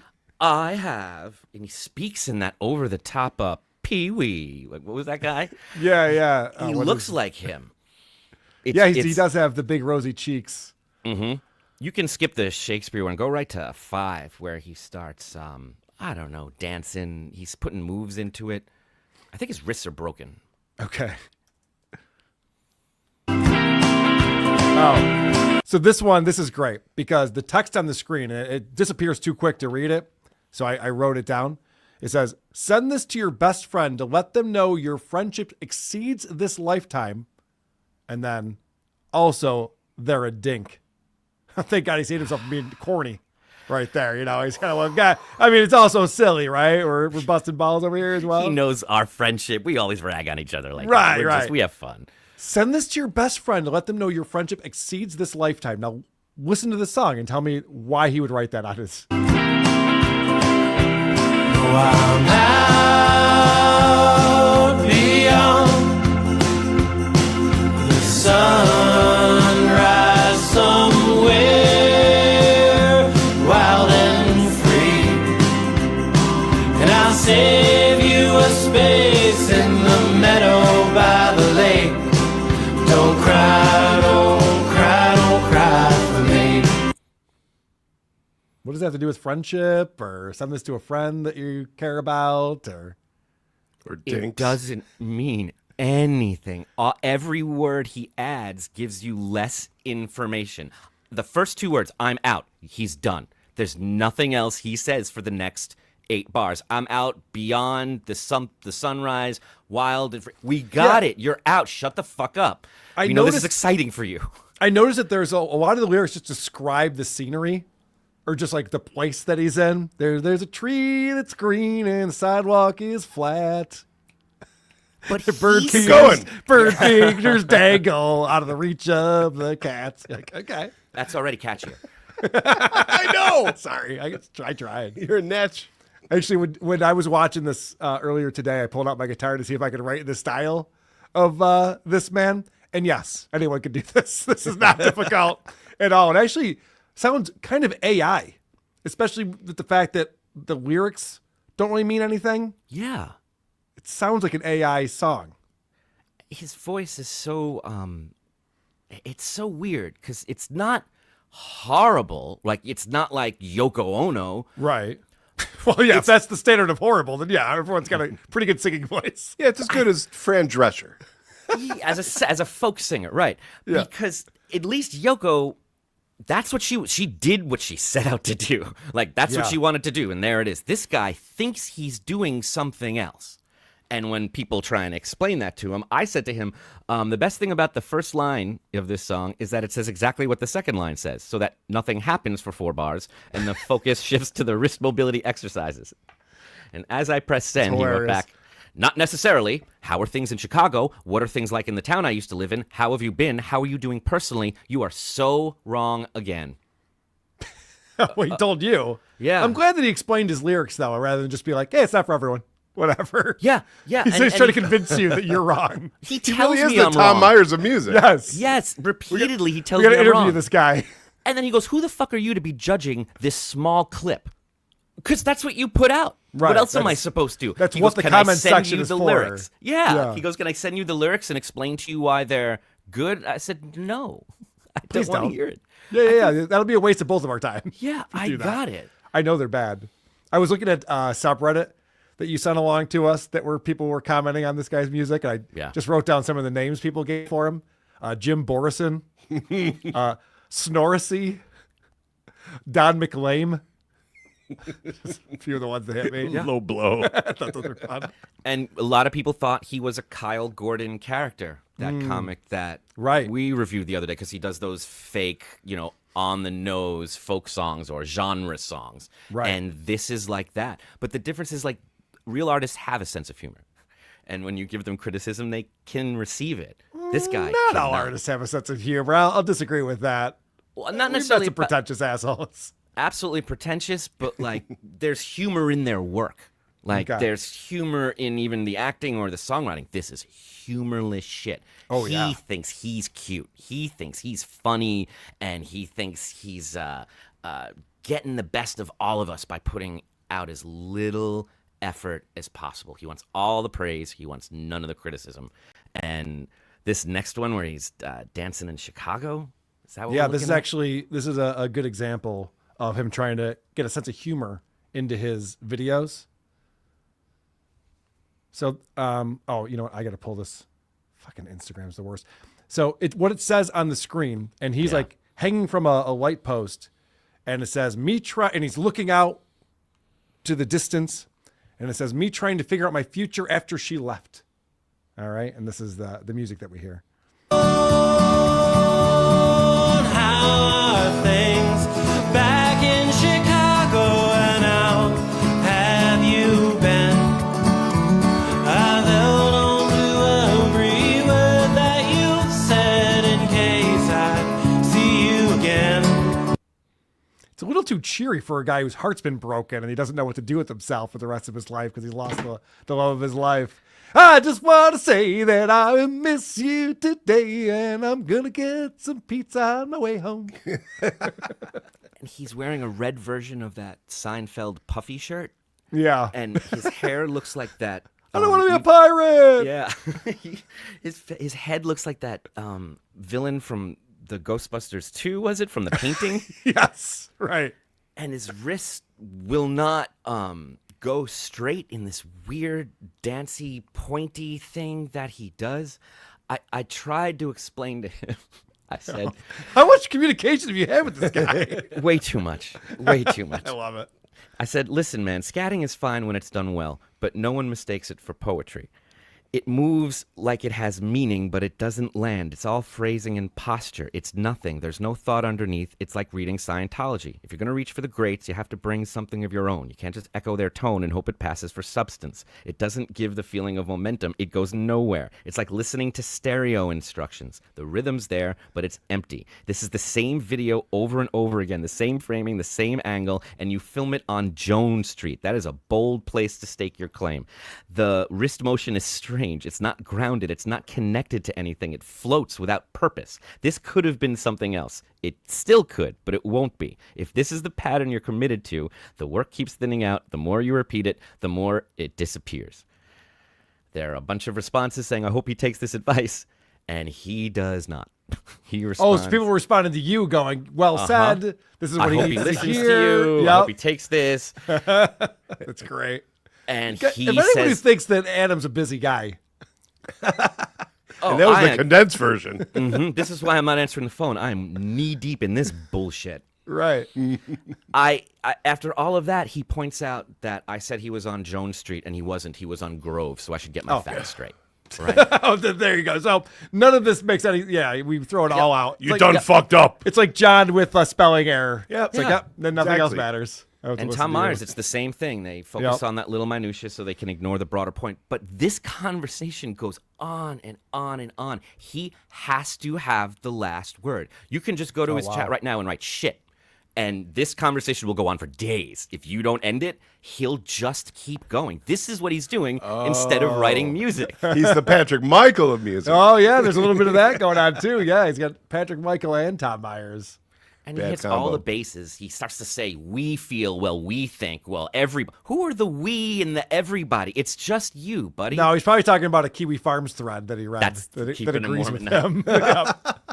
I'm pretty sure, based on this thread, that everyone thinks differently than you do. Do you have this one where he's really going through it? Yes, and I have some thoughts about this. This is a short one. All right, I'm switching it up today briefly because I don't care. If you have a friend in the music industry or is trying to make it in music in any facet, check in on them. None of us are okay right now. Every single music friend I know is absolutely going through it. So just check in on your music friends. That's it. That's today. What a lame way to ask for sympathy, to pretend you care about strangers. with your music in the music bed way too fucking loud. That too. That doesn't help. But you know what might make it easier to be successful in the music business is to like write a good song, or two, or a dozen. Why stop there? Right. He also puts him. It's like he's in the music industry. Us music people, all of us are going through it. Not all of them. Yeah. Maybe just you and your friends. Speaking of which, I went to his website to see what was doing, and let's see what kind of shows he has coming up. He's got a Tuesday, July 8th, and then Sunday, August 3rd. Summer tour. One's in Manhattan, the other one's in Brooklyn. So he gets around. Yeah. I love the photos that he has on here. You can scroll through his photo art, like his album art, Enough for Tomorrow. It's all to the Queen's dismay. When She'd Wander in the Valley. Sounds very deep. Yeah. All these album titles. I could fall in love right now. This is where he's being cute. Sir, you still have to order something. And then these are his photo shoots. This is just so. Oh, I didn't see the photographer over there. What's going on? Stand in front of this marquee in Tennessee. Oh, yeah, I'm just hanging out in Nashville. I didn't realize you were over there. That's cool. This is him just standing in front of a tree that's bent. There's him performing. Action shot. Another performance. Oh, this is what pisses me off right here. Producer Chris, you know what pisses me off about this photo? I'm going to go with harmonica. Harmonica is the answer. Ding, ding, ding. Fuck people who play guitar and harmonica at the same time because they suck at both instruments. Every time. There's never a John Popper who's also shredding leads. Listen, you can look at Post Malone's early stuff. It is like, if you saw Post Malone's early stuff, you'd be like, dude, it's never going to happen. You need to stop. Like, and you mean it. And his later stuff too, yeah. That too. But I see how it's accessible, the stuff he's doing now. The stuff he did before when he was like wearing a fanny pack. Like, it is like a Tim and Eric sketch. It's crazy. Right. Yeah, I'll find some. It's really bad. Okay. But he can take direction. I have a lot of embarrassing shit that's out there. Musically, too, a lot of embarrassing shit I put out when I was younger. But I remember listening to everyone. I remember taking in every opinion, even the ones I didn't agree with. I can't imagine standing outside of a show and just arguing with everyone about how they're allowed to enjoy what I do and the correct and wrong way of receiving something. He thinks he's smarter than everyone, and he's not. And that's a sign of stupidity. Stupidity, but also coping, right? He has to convince himself that everyone else is wrong and he's the one who's right. Yeah, it must be, right? That's the problem with getting the last word in. You think like that's the last thought on the win. subject. Correct. Yeah. Yes. Yep. Yeah. John has that. We're all going to read it and then stop there, and whatever the last thing we read is, that's our opinion. That's so the he's truth. won Yep. every time. That's what happened. Mm-hmm. All right. Do you want to go to He's Free? Sure. And then we got to end this. I'm starting to cry. Okay. Go on out beyond the sunrise somewhere, wild and free, and I'll save you a space in the meadow by the lake. Don't cry, don't cry, don't cry for me. See, when I was going through these before the show, I went, God, I feel like I've heard this song before. You can't tell. No. Yeah. We had already played that one. That's another video for that song, apparently.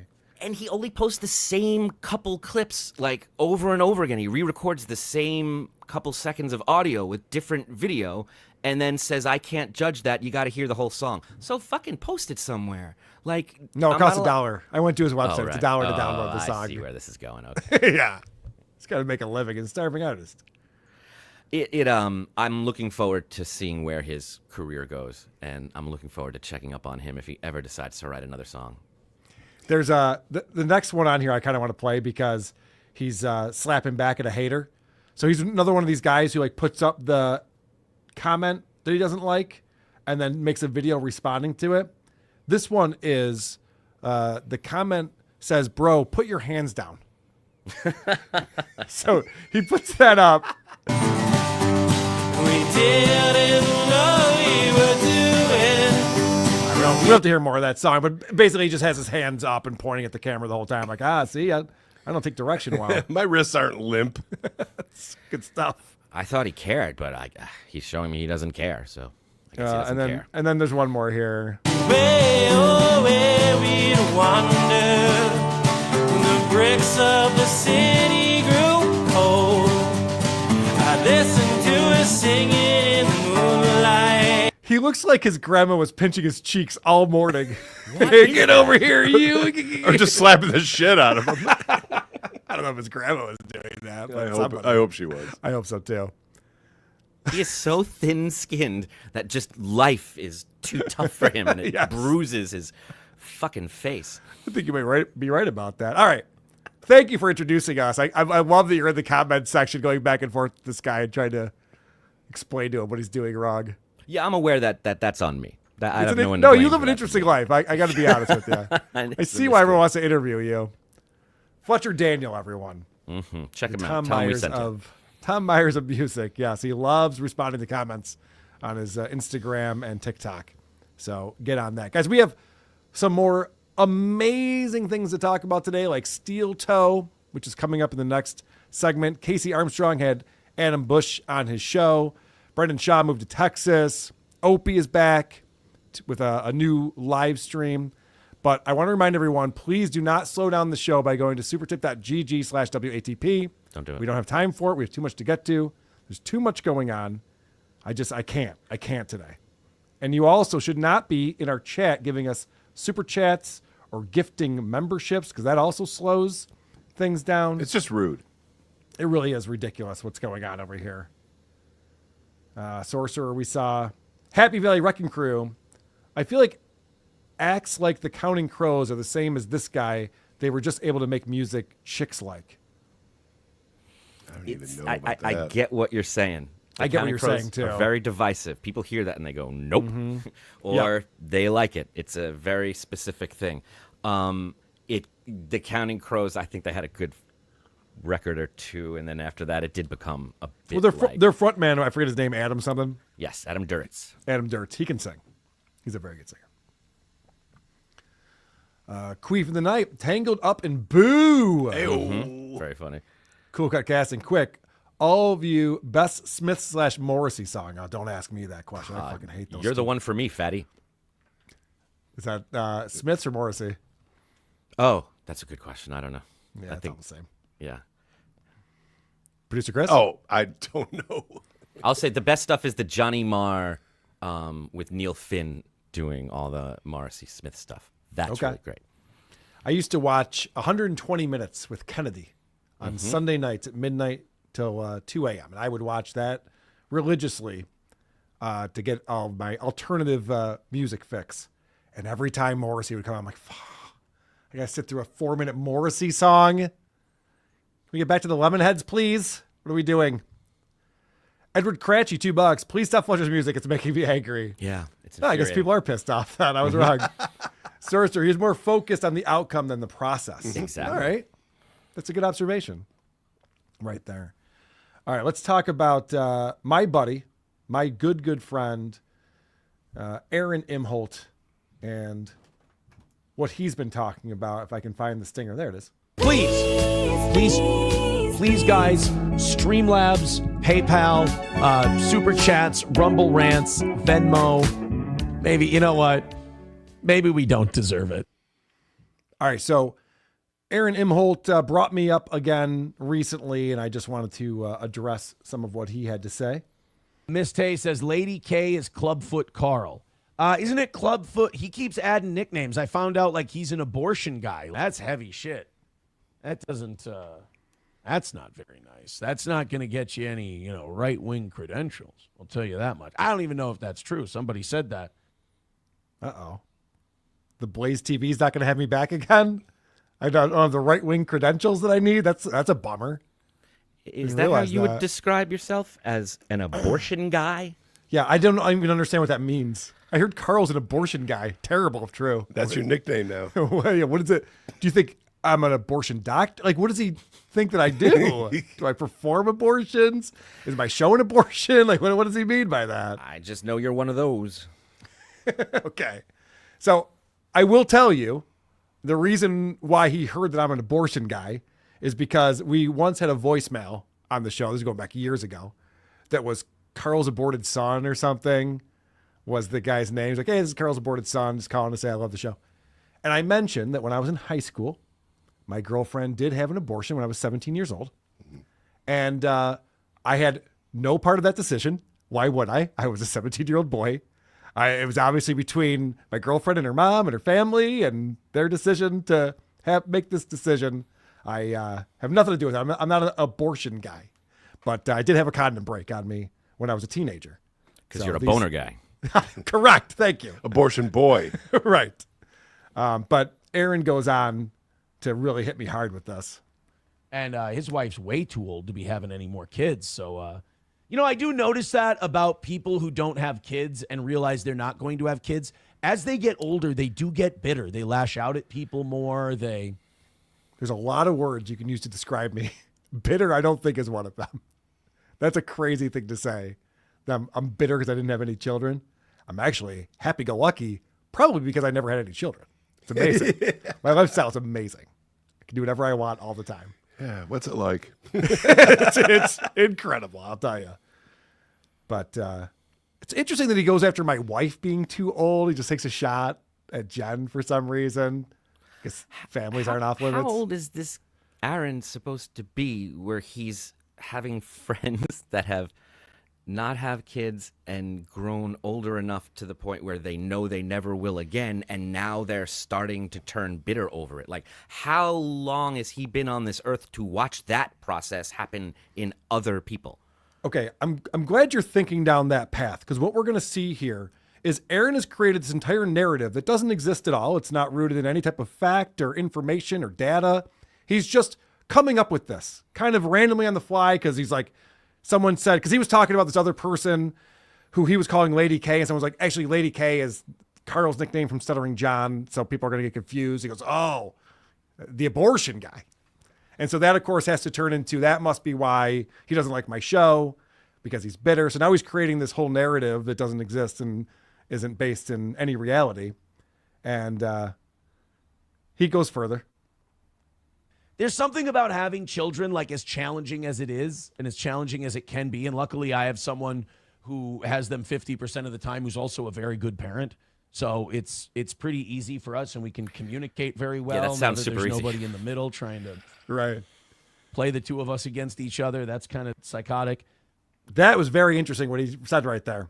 Yep. So he just said, I get along with my ex, we're co-parenting, and it's great because when April was around, she was just trying to get us to fight with each other and trying to pit us against each other.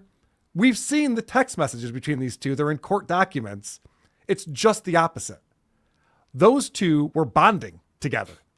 They were getting along great. They had all these conversations about Aaron that Aaron didn't like. And so he's the one who had to pit April against Ashley in order to make sure that they weren't, consoling each other over having to be married to Aaron Imhol. And I'm just telling you this because they're in court documents that are publicly available. I wouldn't be talking about shit like this if I didn't know what I was talking about, like Aaron does. Aaron talks about my relationship with my wife and my feelings and what happened when I was in high school. Like, he doesn't know any of this stuff. He's just making it up, whereas I actually have information at my disposal that I can use to figure this stuff out. However, he's a He also great said- judge of character, because didn't he propose? You're muted or you're not talking. Can you hear me? Nope. Adam. Hey. Uh-oh. I'll come back. We lost you. He's gone. He's going to leave the room and come back in. Good move. He also said he has his kids 50% of the time Yeah. in that clip, and he says it again later on in the show. How is that possible? The guy is podcasting Monday, Tuesday, and Wednesday for 5 hours in the morning and then another 3 hours in the evening. So if he's not parenting, if the kids are there, and then he's got the show Thursday, Friday, he does another one Sunday night. Is it possible that he actually has the kids 50% of the time? Yeah, that caught me by surprise. I don't know. It just seems like if he does, he should be spending more time with his family and his children than begging for money on the internet. Maybe his kids are just sitting there watching the show. Maybe he's their babysitter. Where they go, oh, yay, daddy's on the Goal, internet. goal. Yeah, just read the Rumble chat, not the YouTube chat, kids. I wouldn't wait to tell you about that. It is amazing that nothing is ever Aaron's fault. You know, it's incredible how even when he wasn't getting along with his ex and he was on his show calling her all kinds of names and hoping for her to die. And then there was a restraining order, a harassment restraining order, an HRO that was filed against him. And he had to stop talking about Ashley, his ex. But it wasn't his fault. It was April who was the influence on that made that happen based on what he's telling us now. He can just recreate history and just explain to us that, hey, guys, and he always does this too. He's like, I'm not a liar. I was lying for a while, but then I stopped eventually. Yeah. I'm not a terrible guy. Was I bringing my kids over to a sex/drug den all the time? Yeah. But then I stopped eventually. It's a Stuttering John, that was then type move. Correct. Yeah. Oh, you're talking about something I said 2 weeks ago? Well, okay, man. What the fuck? Oh, you want to live in the past? Yeah, right. What are we doing over here? Why are we even talking about this shit? So this is him. Again, he's analyzing the situation and realizing why I'm so angry and bitter. So like when you get to your 40s and you realize like this is it, like a Carl or a Melton or any of these guys, and you get to that point in your life and like you literally don't have anything. That's it. And I think a lot of that gets turned into rage, and you start raging out for people for very small things, like some of the things that, you know, they went after Keanu for, or like you host entire shows where you can't stop talking about a guy because he's your only paycheck. He's insane. So this little piggy is my only paycheck? Why are we doing this show right now? Why am I wasting my time with this? I should just be doing this little piggy. He says he's just like such stupid things. Like you can't even argue with them because they're so dumb. And he moves on so quick. Right. Play the clip. Right. That must be why they treated Keanu the way they did. Right. One example, two examples, Yeah, something. Anything would be helpful with that.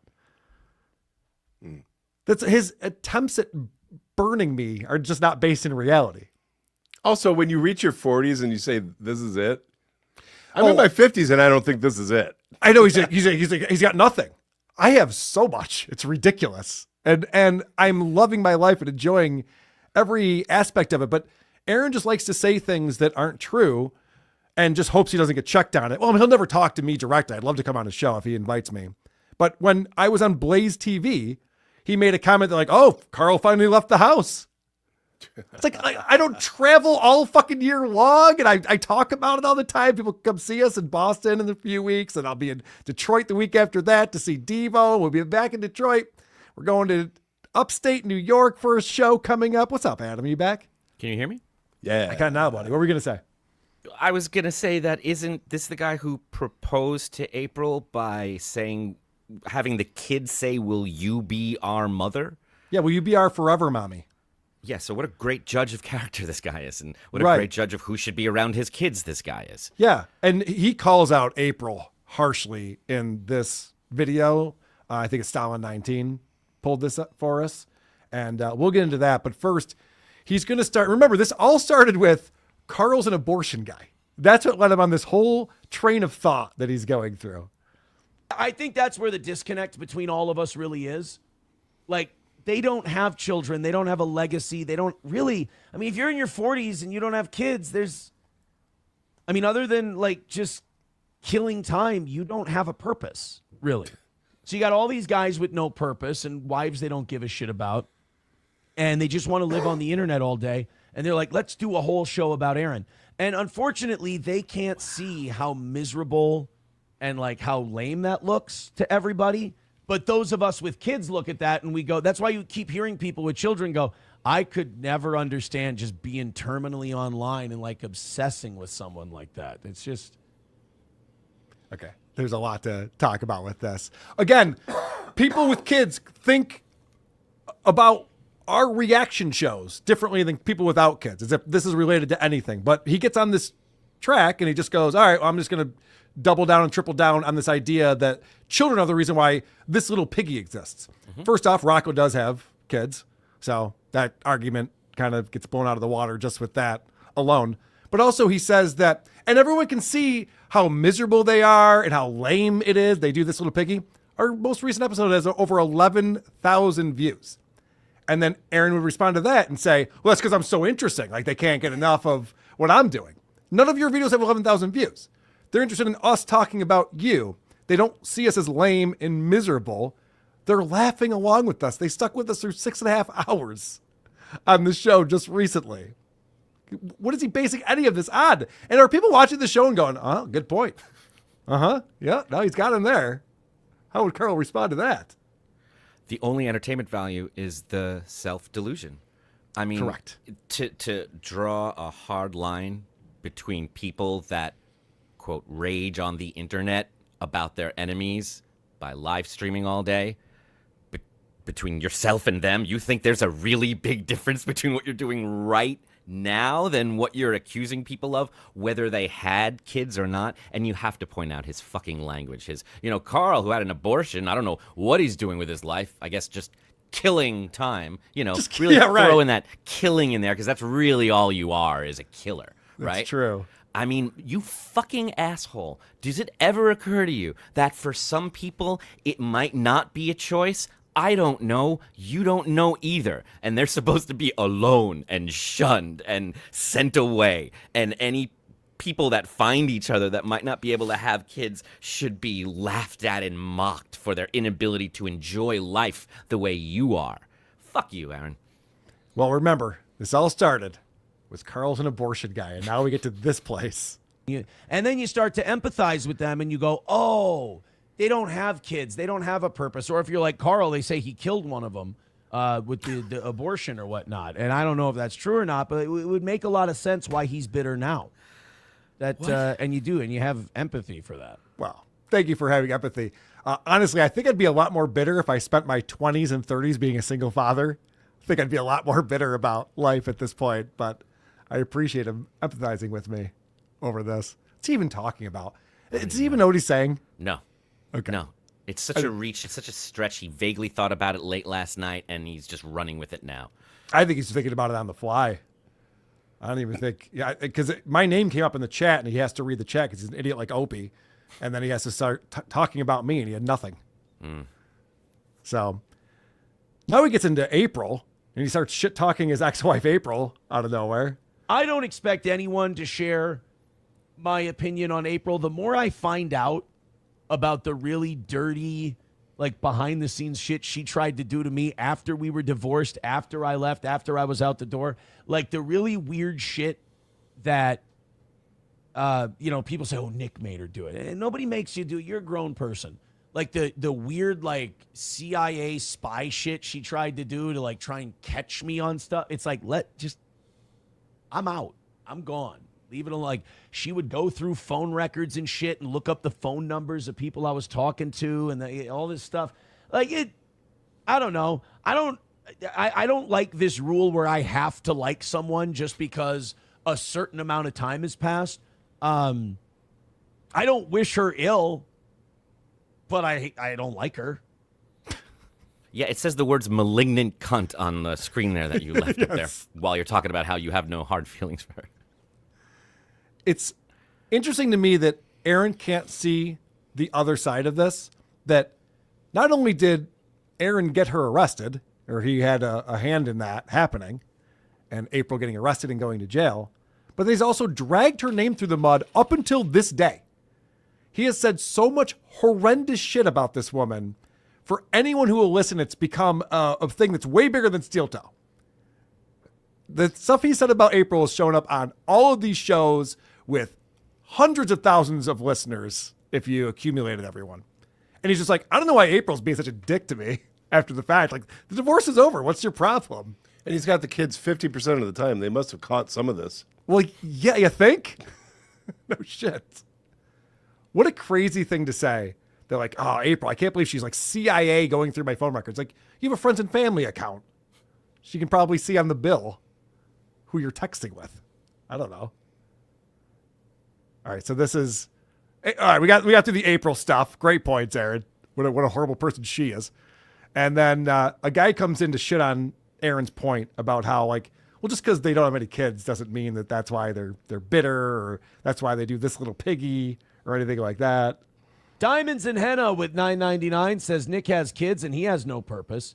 Kids are not a cure at all. Well, I mean, I guess everybody's different when it comes to how children affect their life. But, Oh, okay. Oh, so there isn't like an absolute thing that happens where it's like if you have kids, you're this way. And if you don't have kids, you're that way. And if you have dark skin color, you're this way. And if you're Jewish, you're that way. It's like, oh, really? So like there's actually nuances to all of this and your point was ridiculous and stupid? Huh. Who'd have thunk?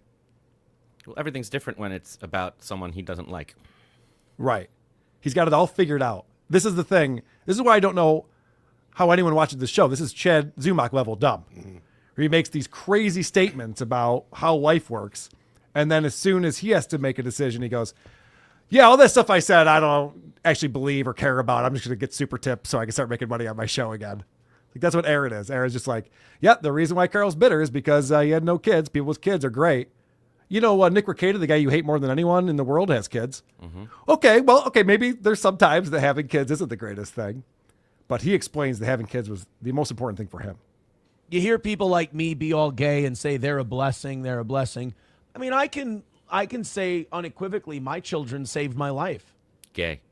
I have no problem saying that. Like, my children gave me the strength and the reason to get out of a situation that was immature and degenerate and toxic and godless and stupid. And you can gain strength from just like, you just look at your kids. Okay. Isn't it interesting that I don't have kids and yet I didn't get into a situation where I needed my children to save me from it? So there's also a scenario where you make better decisions in your life and then you don't need to like look at your kids and be like, oh, I'm fucking up. I should probably stop living this way. Yeah, I don't understand what his point was, actually. He doesn't understand what his point is. Okay. I honestly think he's lost the thread on this because he goes in and explains, oh, Carl's bitter. He's such a prick because he doesn't have children. Someone goes, oh, that's not the case. And he goes, it is in my world because without kids, I'd be dead right now. Right. My kids told me to stop doing coke and swinging. Right. Okay. I think that's what he means, basically. Right. The larger point he's making is clear, which is that he is successful and happy and that you are a murderer. Right. Maybe. Okay. He also That's a good says point. maybe. He doesn't know for sure. From what he heard, yes. And he loves when that's in return. Like when I talk about how Aaron might have killed some kids at his children's school, I don't know for certain. Right. I mean, fine with that. There was a thread in a page somewhere that said that. Who knows? Let's just run with it now. Sure. I don't know that Aaron should be the one giving out advice.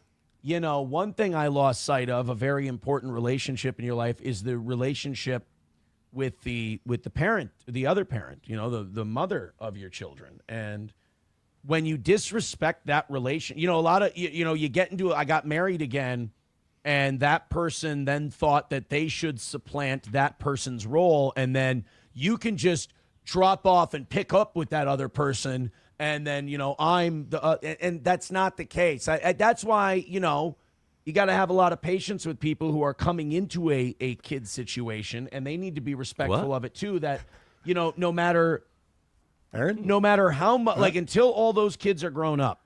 Yeah. I mean, he's just humming. He's using words, so he's better than Stuttering John, but he has no idea what he says. This is a filibuster. This is listening to David Lee Roth tell a story. Yes. You don't know what the fuck is going on. Can we just get to Panama, please? Yes. That's all we want to hear. This is a Fletcher Daniel song. But he's always giving out advice to people. He's always telling you how to live your life. And then you forget that his ex-wife had to take out a restraining order against him and force him to stop talking shit about her on his show and make it so that he had to pick up the kids and not April. Like, he's made so many mistakes in his life. And then he tells you how to live it. Chris, you and I both know two people, and I know you'll know who I'm talking about, who have made every wrong decision in their life, are miserable, and tell everyone else what they should be doing. And I've pushed both those people out of my life because I'm just like, I can't deal with these people anymore. They're retarded. This is what Aaron is. He's a know-it-all who's in a horrible predicament in life. Go ahead, Adam. Yeah, he is. And he talks about his relationship with his kids like it's very similar to the way John does, like the way you do in a Disney movie. Like it's all very over the top, and it's never detail oriented. It's always like I'm looking at their face. They gave me this smile. They looked up at me. It's never like what you actually hear parents talk about, like the day to day. You know how difficult it is. Just the reality of it, and the small moments of joy. It's not like this like constant love you, Dad, ding, like moment. There was a part in this video where he's talking about like sometimes I'll be down and I'll be in a bad mood, and then my youngest daughter will run into my arms, and then I realize everything's great. It's like, well, I'll tell you what, Aaron, cool. I'm not in a bad mood. I'm enjoying my life every day. So I don't need a daughter to come running into my arms to make it right. I want to see him and Woke Dad try to out-hero each other. Yes, that would be amazing.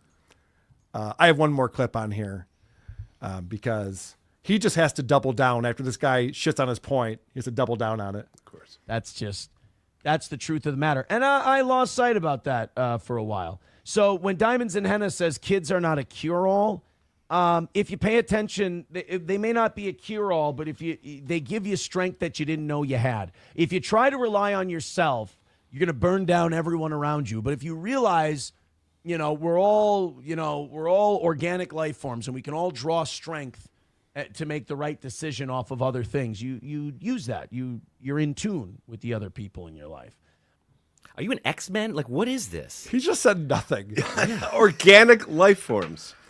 Well, you need children around, or else otherwise you're going to burn everything to the ground, and that's why we need to like have friends and hang out with each other and sympathize with each other. Okay, you're just making completely different points now.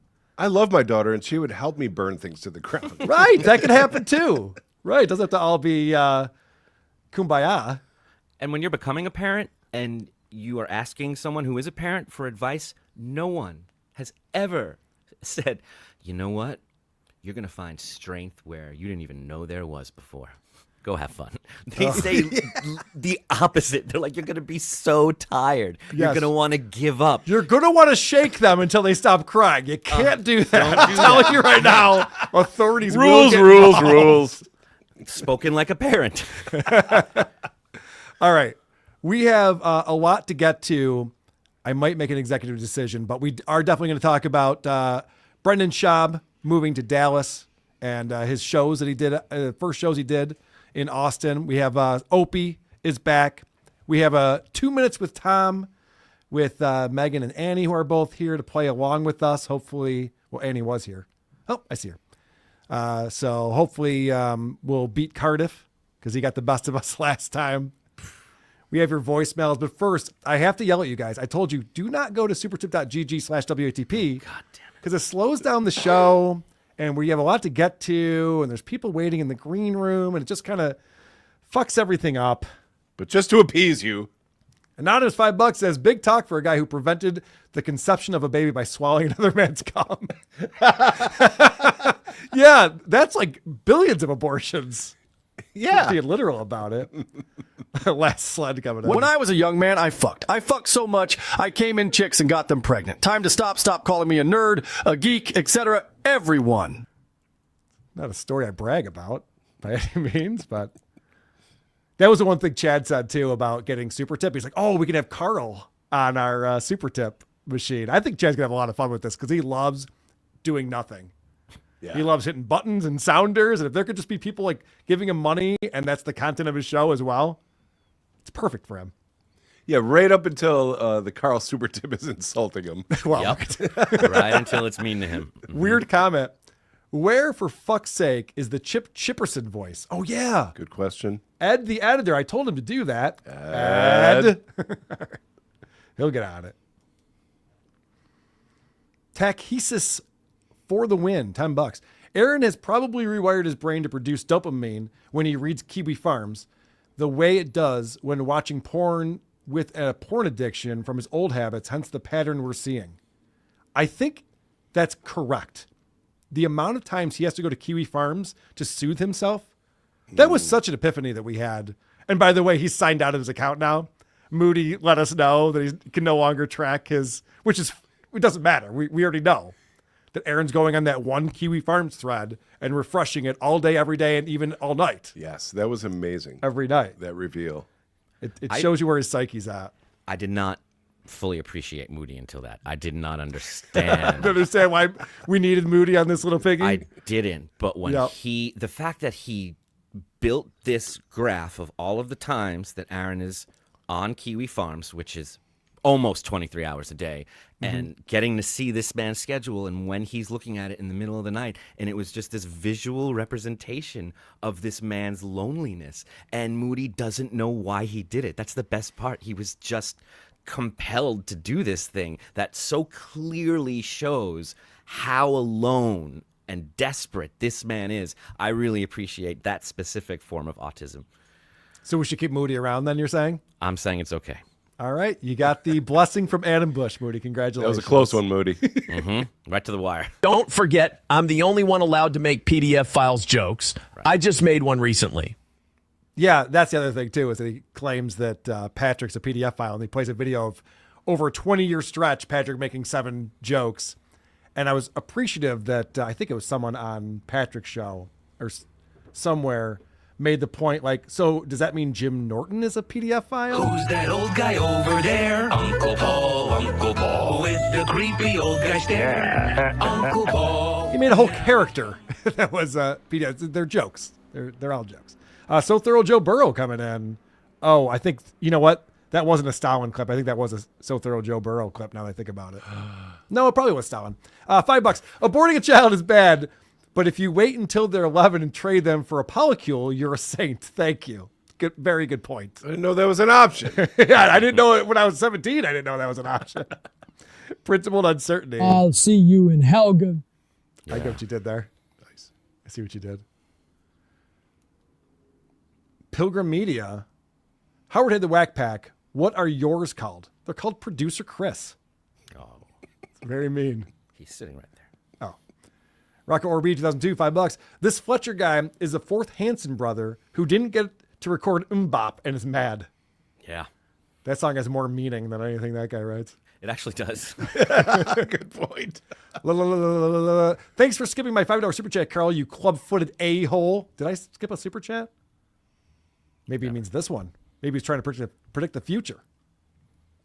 Missy B, the great Missy B, $5. Why should I watch you guys when I could be watching Opie and get farts? I know. It's so funny because I have my iPad over here as my monitor to show clips and stuff. So it's set up as another monitor, but I also get notifications from my iPad. I just saw that he was live at Get Farts, and I was like, oh, we could be watching that. Folks, we're breaking up. Under a tunnel. Eric Norm, to be fair, anyone who would marry this stain probably does have something wrong with them. Talking about Adam? Oh, I think you're probably talking about Aaron. Either way, I get it. Tony Baloney became a YouTube member. Thank you very much, Tony Baloney. And he comes in with $2 and says, fun show, guys. Just a small increment of support, and we appreciate that. Everything helps towards our legal fund. I owe Stuttering John $300,000. And that's if Shuley pays 50%. I don't even know. We haven't worked that detail out because we owe $600,000 between the two of us, and he can be a real Shuley sometimes. We got to figure that out. Mr. Beef Drippin's $2. Oh, thank God, something entertaining and not Lenny. Fair enough. No Lenny over here. Big Sky Kodiak. Aaron has no point. He's a loser beggar for child support money. How does that work when you have 50% custody? I don't know. What do you mean? How does it work? Well, a lot of people get 50% custody so they don't have to pay child support, or do they? You still have to pay some, either way. Sometimes they get it just because they want it.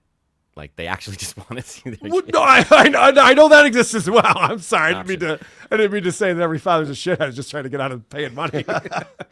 Yeah, no, that's just John. That was unique to Yeah, him. yeah. I actually didn't even know about that loophole until John was seeking that out and we learned about it.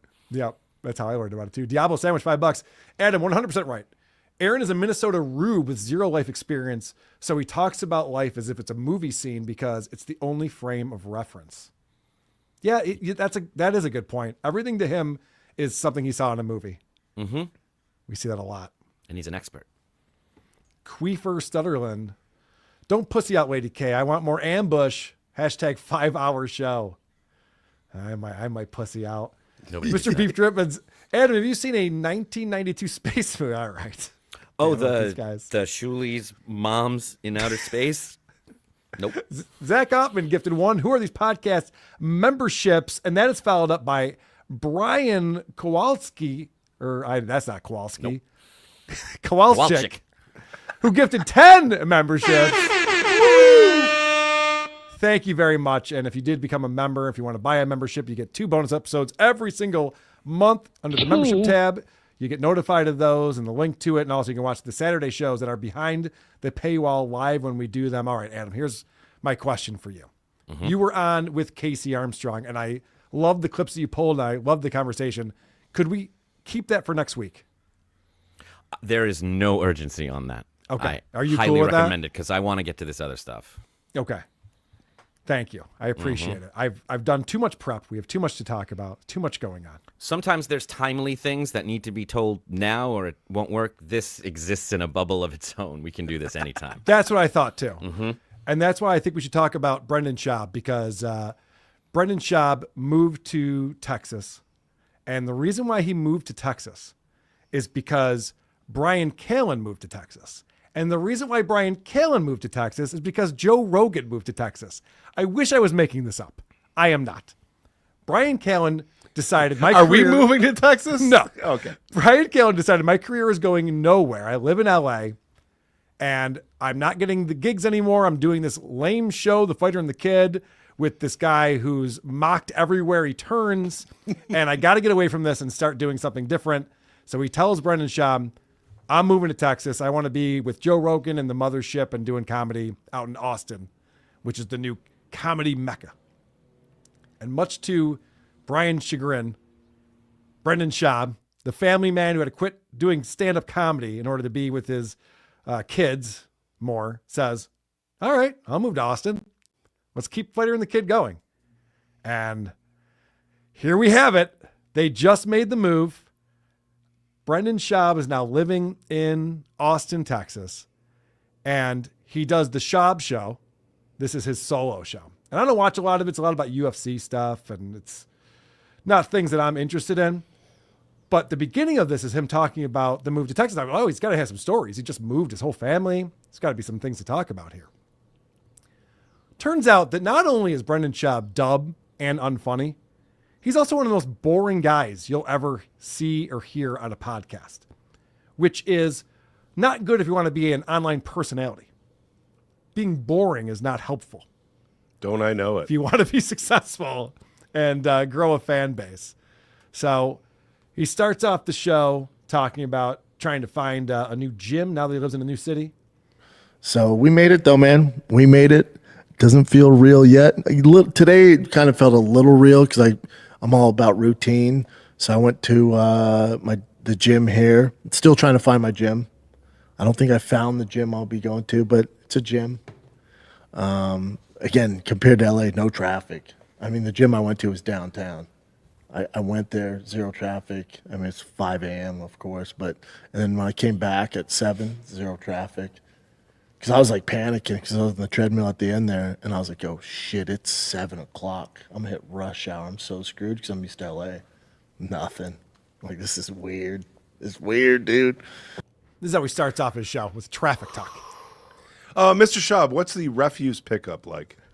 You can't think of a more boring thing. He just drove with his son 20 hours to get to Austin, got moved into a new house, and the first thing he talks about is going to the gym and worrying about traffic, which actually wasn't too bad, guys. Nothing. Pretty good. It feels like somebody's about to run in at any second and say, guys, you're on. You're on. Yes! This is the small talk Yes. with the producer before the show starts. Yes. All right, you ready to start the show? Yeah. I will tell you, I actually felt bad because before Normal World started, I was just sitting there with Garrett and Dave, and we had a very funny conversation for a good 10 minutes. I was like, I wish this was part of the show. None of us were talking about the traffic. None of us were talking about mundane nonsense. I just noticed now, the Schaub Show, his new logo says Austin, Texas. I don't know about you, Adam, but when I listen or watch a podcast, I want to know where it's from. That's a really key element in that, to know what city they're broadcasting from. It's crucial. Gives a shit. All right. Well, we're off to a good start. Let's find out about Brendan's son Tiger about his schedule that's coming up. So he has his baseball camp all this week. Following week he has football camp, and then the last 2 weeks of June he has baseball camp, and then he has tryouts for his team. He has tryouts for 2 teams, so we'll see. See how these Texas boys stack up to the Cali boys. Yeah, cool. This is how isolated this guy is, because anyone who's ever had a boss knows what it's like to have your boss talk about this shit, and you have to just sit there and pretend to be interested and laugh. Oh, yeah, oh, Tiger's, he's got a good swing. I'm sure he's going to give him hell, right? And he just sits there all pleased with himself. This is not a podcast. This is not a show. And anecdotes about your children can be interesting. This is not. In 2 weeks, he'll be doing this thing, and in a couple of weeks after that, he'll be doing that thing. If he was telling us about getting kicked out of his son's Little League game, that's all I was thinking about. That's interesting. Yeah. I don't give a shit about what his schedule is going to be. So then he brings up the fact that he brought his kids to a college baseball game recently. So I'm like, oh, good. He's going to tell us the highlights of this experience going to a college baseball game. Took the kiddos to the University of Texas Longhorns baseball game. They're in the playoffs right now for the NCAA. Them boys are good. Have you guys been to a college baseball game? I prefer college baseball over pro. I like both. I love college baseball, how hard they try. It's just as pure as it gets. These little bastards went yard several times. Some dude had a grand slam, and it's not a huge stadium. It's not big at all. So it's nice. So there's no bad ticket. Merch is lit. Food was super lit. Way better than like Dodger Stadium. Yeah, it was fun, man. It's fun. College baseball at its finest. Kiddos loved it. So, all right, so let me just review the highlights that we got from this experience that he had watching a college baseball game. The players played hard. His seats were pretty good. Food was good. Merch was good. Kids had fun. He just told us nothing. It's like he's avoiding something. It is like he's you know what? That's an interesting insight. Because I was just thinking, wouldn't it be more interesting to complain about something? Yep. Instead, it's like, hey, we're in Austin. Food's great. Stuff to do. Traffic's no problem. Merch sucks. Like you're like this guy's miserable. He's regretting making this decision. His family probably hates it. Mm-hmm. And he's just like trying to justify, like, no, this is great. Everything's good. Everything's really good here. And his poor producers. He let out a big sigh. You heard. He let out. Yeah. You're right. And his poor producers. So this guy Chin is moving to Austin to produce these shows that get 25 to 30,000 views, which is crazy to me. You would up and leave and have a staff of people come with you for Fighter and the Kid and the Schaub show. But Chin has not been able to find a place to live. And so we asked him about that. What'd you guys do? You guys got in what, Friday? Yeah. And you're here till Thursday? Yep. And then, Jim, when do you move out here? I'm confused.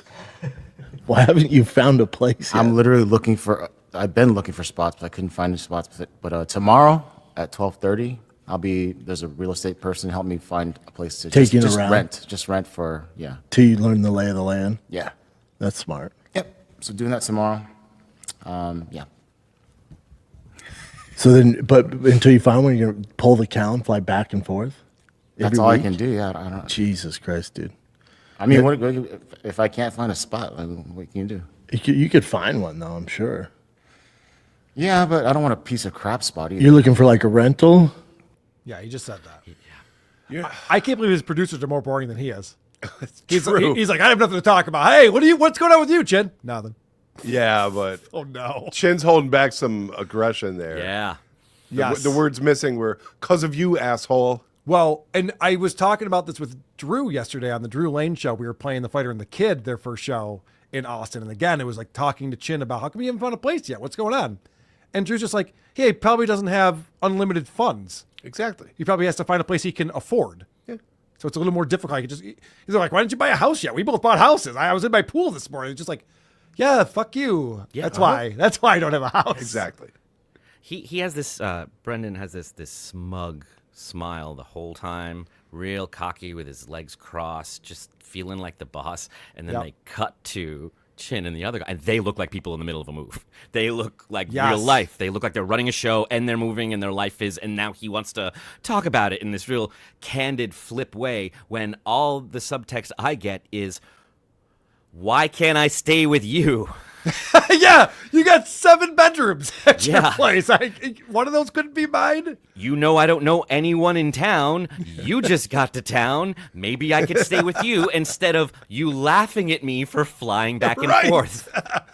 My OCD doesn't allow me to Yeah. have visitors. That's such a good point because he goes, so what are you going to do? Like fly back home? And Chin's just like, it's not what I want to do. Yeah, exactly. I'm not happy about it. I don't like a commute where I have to get to an airport every morning in order to get to my workplace. Not to mention, I wasn't expecting to talk about it on Right. your Yeah. show. It's some real let them eat cake stuff. He's just, Yeah, but don't worry. Brendan's doing great. I found a good taco place. Oh. That's about it.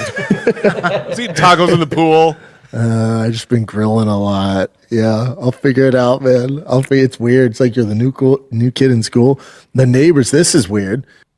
Okay. So again, we're back to Brendan explaining his experience in Austin. He's got nothing.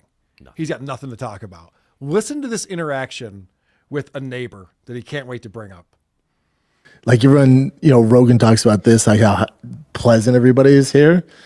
And, I wake up early, so I was walking the neighborhood yesterday with the pup, and I see, it's not a huge area. There's like 10 homes where I'm at. So I see a guy walking, so clearly he's part of the neighborhood. And I go, morning, which is rare for me. I usually have my headphones on, just keep going. I go, morning. He goes, morning. It's going to be a great day. And I thought, oh, fuck's he got going on? What do you mean? What do you got going on?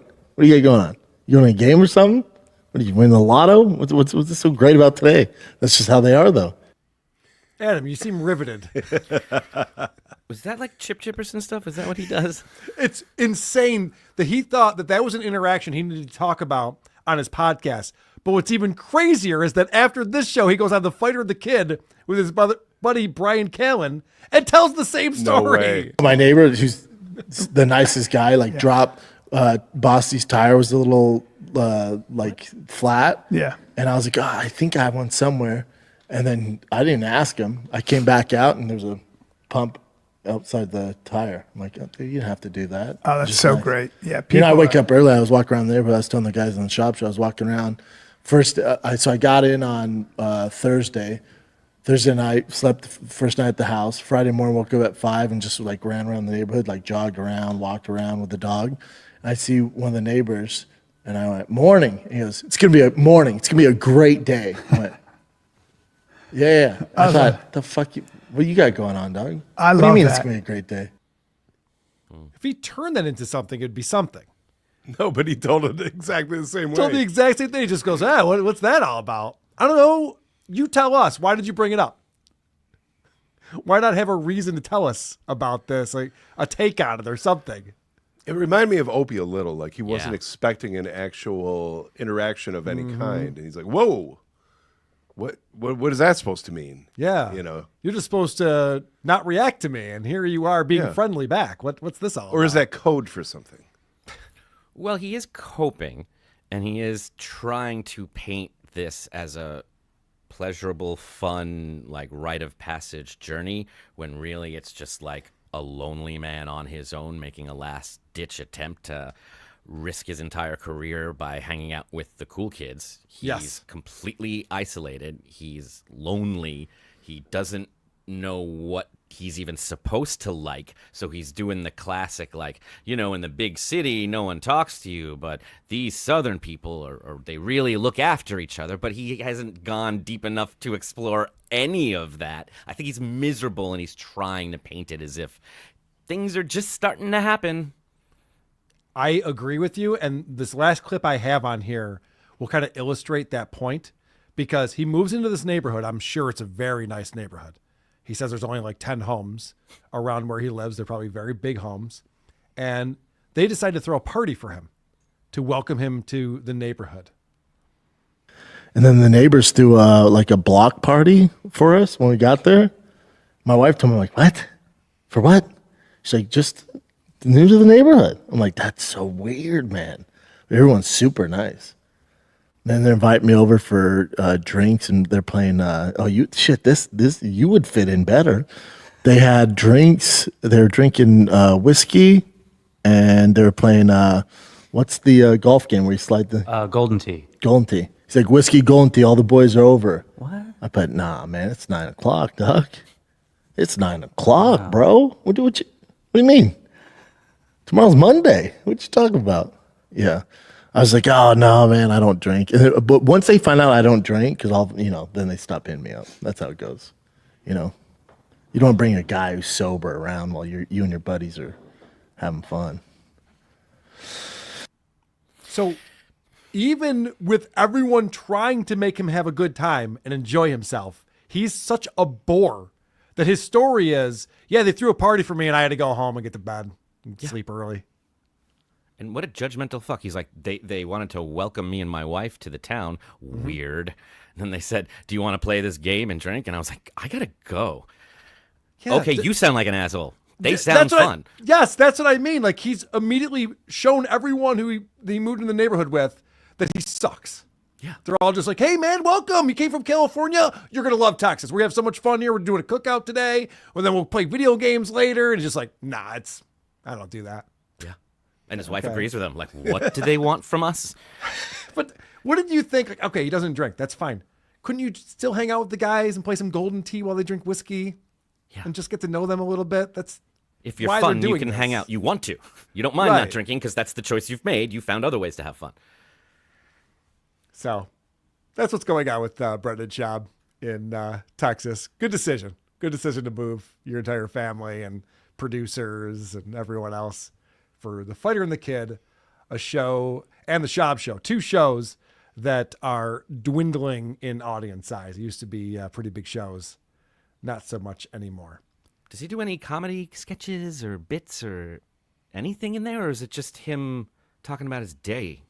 Well, then he talks about UFC. Oh, it's He's an ex-UFC fighter, so. Okay. But no, he doesn't know. There's nothing. I mean, there's nothing. It's literally, it's just the worst content you could possibly watch. And I don't understand, and we've talked about it before, but a lot of these West Coast guys just think that they're interesting, and they don't have to try to be interesting because they're interesting. They already have a name. So yeah, of course, I'm Brian Callen. Of course you want to see me on a show. Just sit there, with bad posture, barely giving a shit that I'm there. It's a weird way to live, but easy. I'll give him, it's a real easy way to live.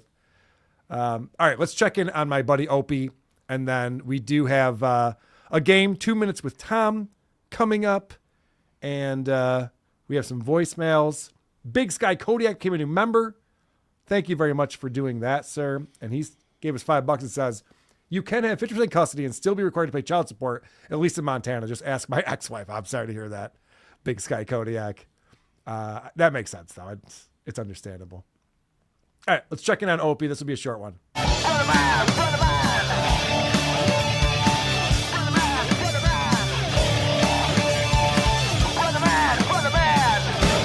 Ba, ba, ba, ba, ba, ba, ba. You guys know about Opie's prank, right? Tell me all about it. The one where people get in the way of his perfect shot. Oh. And he gets upset about it. Well, he's got a new one. He's got a new angle on it. What I like about Opie, that he evolves. He doesn't just keep doing the same thing over and over again.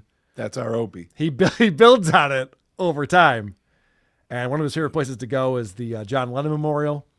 And so he's down there filming, and this is a good twist. You know how below us about a sound. Oh, there goes my perfect video. Bro, I almost had a perfect video. Ah, you ruined my perfect video. Let me move it your way now. Now I'm moving your way. Hey, that guy was a real entitled jerk. Me or the tourist? It isn't hard to do. Nothing to do. All right, so the worst part about this is the end of this video. There's a kid throwing money in his tip jar, in the musician's tip jar. Opie walks right up in front of him to fuck with the other guy's shot, but then fist bumps the musician, which, by the way, when I'm playing guitar, I don't need to contact you. We're not shaking hands. We're not fist bumping. I'm doing something. I'm busy. But if you're going to throw me $10 or $20, fine. Opie literally films the tip jar, showing that he never puts any money in it. Yes. Fist bumps the guy and then walks away. Yeah, there is a trend happening in his videos. He hates the tipping guy in the people. gorilla suit, the fucking guy at the bridge or the tunnel. Yeah. It's also worth noting that this is the place that people go in Central Park to remember John Lennon, because he was killed not that far away from this spot right here. And musicians gather and they play Beatles songs and people sing along. Sometimes it turns into big jam sessions. Sometimes it's just a couple tourists like this who want to take pictures. This is a spot that signifies peace and love and like brotherhood. Imagine. It says it right there on the floor. The guy's singing it, and what is Opie doing? He's The fucking opposite of all annoying of that. everyone. Yes. He's getting in everyone's face. being He's a ruining douche. people, taking pictures, walking right up to the busker, putting the camera in his face, who shoots him a look like, what the fuck? He's pissing off every single person in this place and not paying anyone and then walking away. You're the bad guy, Opie. You're the guy that John Lennon's singing about. Imagine if you changed your behavior. Also, so he does the prank where someone's walking in his sight line and he yells at them. But then he's mad at the guy next to him who wasn't the person who did that and decides he's going to walk into his sight line. Oh, he's just spraying his anger anyway. It's so fucking ridiculous. Well, if you didn't enjoy the comedy stylings of that one, you're not going to like this one, because Opie is again just being a busybody and not minding his own business. We're on 72nd and Broadway, and what ends up happening, all of a sudden a truck will pull up and they will throw some clothes racks right on the sidewalk, try to sell as much as possible, and then they skedaddle, get the hell out of here before the cops shut him down. But here you go, here's the sale. Here's the sale. Have your money ready. Have your money ready, we all know, sir. Once they're gone, they're gone. We know the deal. Once they're gone, they're gone. Once they're gone, they're gone. Sample sale at Mike's. Turn to Mike's Corner. If you go viral now, you gotta let me know. I always go viral, brother. Hey, the cops don't bother you, right? I got a license. You can't bother me. Nobody can bother me. I like that. I got a license to work any corner in New York City. I like that. $10. That's why you're Mike. That's why I'm here. All right, Mike. Good luck to you. All right, Have a buddy. good weekend, all right? All right. There you go. The hustle's real. Most of those guys don't have a license. They pull up and they sell as quickly as possible, and then they get the hell out of Dodge. All right. We're on 72nd and Broadway. Come on. And what a fucking narc. Yeah. Also, no balls. Right. Yeah. He's nice to the guy. Yeah, he's like, I got a license. Why didn't you say to him, like, you don't have a fucking license? There's no way. Yeah. Like, how would that be possible that you're allowed to sell clothes on this street corner right here? I'm going to whisper things as I walk Yeah, away. instead he just goes, all right, man, cool, as you were, and then tells the camera, yeah, this is, and the name of this video is Illegal New York City Street Hustle. It's the worst. You know, they used to bring the hottest comics of the day. They used to bring them to Opie, and he'd make them sit in the waiting room. Yes. And then let them come in. And now he's got to get out of the way from the guy selling knockoff merchandise in the corner of 72nd, because that guy's actually making money and has shit to do. And you got to get out of the way, Opie. Again, it's a brown person. I just want to point that out. Opie always thinks he can fuck with brown people. He has no problem with that. He's just kind of like screaming at the guy and fucking with his business. And lying about going viral, too. I always go viral. You've never gone viral. Never once, sir. No sense of self that he's this giant, tall, white guy with blonde hair shoving cameras in your face that just looks like whatever the definition of a narc was. They were told, this is it. And he's trying to spook the guy. Oh, the cop's going to come by here? Like, he's trying to get the guy to be like, fuck, we got to go. It didn't work. No. Because everyone has more street smarts than Opie. Opie's the one who went. Yes, correct. All right. We haven't seen Opie on a live stream in over a week. And so he finally popped out. He didn't set up the camera and the ring light and the purple mouth thing. He didn't do that. But he did get on his phone and he filmed the ocean from his house in the Hamptons. And we're off to a very peaceful start. Peaceful, right, doggy? That's right, doggy. We're at the ocean way out east on Long Island getting ready for the summer. Days away from moving out here for the entire summer. I can't wait. I say goodbye to that city very, very soon. Doggy's going to be very, very happy. Yes, he is. Welcome, welcome, everybody. Welcome, welcome to my little live stream. We'll be live streaming on the reg very, very soon. John Courts, good morning, Open Squad. What have you? Yes! I was worried that we scared Opie off the internet like we did Stuttering John. Not the case. He will be back to streaming very soon. That's exciting. Is this going to affect his podcast deal that's going on right now? Because I know it's moving to a new platform, and maybe that's what the pause is about. I'm glad you brought that up. Because he said he had that deal. He just had to make sure it wasn't exclusive, that he could still put his podcast on all the different platforms. And that was 2 months ago? Yeah. It's been a while. And now he's podcasting less. And he was all excited about this deal. He's going to get him out there more, get him more exposure. Well, I think the way Aaron explained it from Steel Toe is that you have 2 meetings, and then like a month goes by, and then you have to have 2 more, and they have to be. So he's probably got a couple 3 months. or 4 more meetings until I get this job. And then never mention it again. Yes. Well, this is exciting. So Opie's at his house in the Hamptons, and he actually has people coming over. Oh. Yeah, which I never hear about. I never hear about dinner parties or people coming over. This is great news. Hey, doggy. Yeah, doggy's very, very happy. We're at the ocean, getting ready for summer. Got a lot of people coming over today to help clean up the house, get it ready for the summer. Yeah. Fortunate enough to leave that damn city in the next 10 days for the entire summer. Oh, I can't wait. IC, what's up, IC? Okay, so it's just cleaners. Damn it! For a second there, I thought he had something going on. Does he ever show the house, or is it always just the backyard there? Oh, yeah, it's always the backyard. He's very protective. Oh, so there won't be any special guest stars next week? I don't think so. But he's got a very busy schedule. This is why he hasn't been streaming lately. Take my like. Well, I'll do that, hippie. Thank you. But last 2 weeks of school for the kids have just been, there's just so much going on that I decided to shut her down until summer. But a little check-in really fast today, and then we'll be back on the regular basis very, very, very, very, very soon. I got to get past pizza day. I got to get past the egg drop. I got to get past pajama day. I got to get past sort of sleeping at the school day. I got to get past all the field trips and field day. Those are all things his kids are doing. Yeah, how much is he involved with any of that? I don't understand. He's been complaining about this for weeks now. Yeah. How busy he is because his kids have pizza day? How much of his time can be taken up by pajama day? Like, what does that require of him? I don't remember my dad coming home from work and be like, God damn it, I work 50 hours a week and now you have pizza day on Monday? I don't have time for this. Why are your parents involved in this at all? Who gives a shit? But Opie does have a very busy day today. It's a day of a lot of chores. It's a day of going to Lowe's. It's a day of going to Home Depot.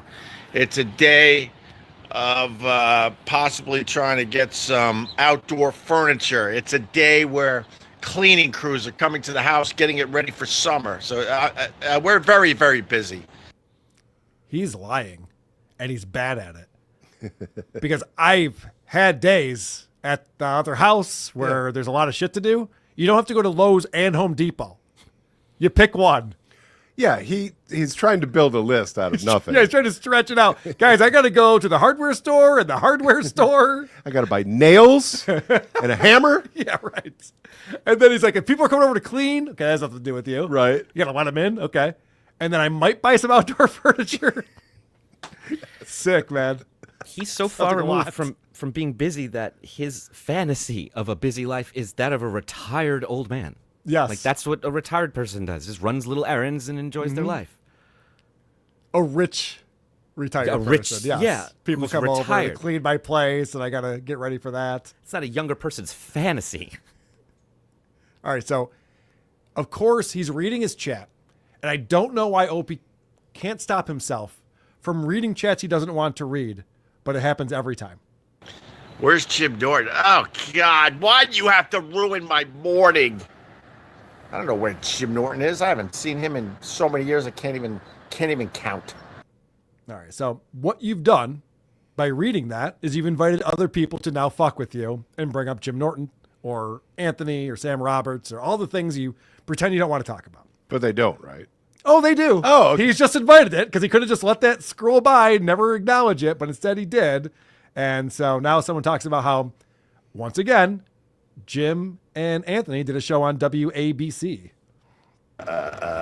Dave, did you see Anthony and Jim on ABC? God, no. Nope. I smell opportunity for a reunion. Nope, and nope. Hey, there's Doggy. Where you going, Doggy? All right, go check on things. Make sure the perimeter is sealed, okay?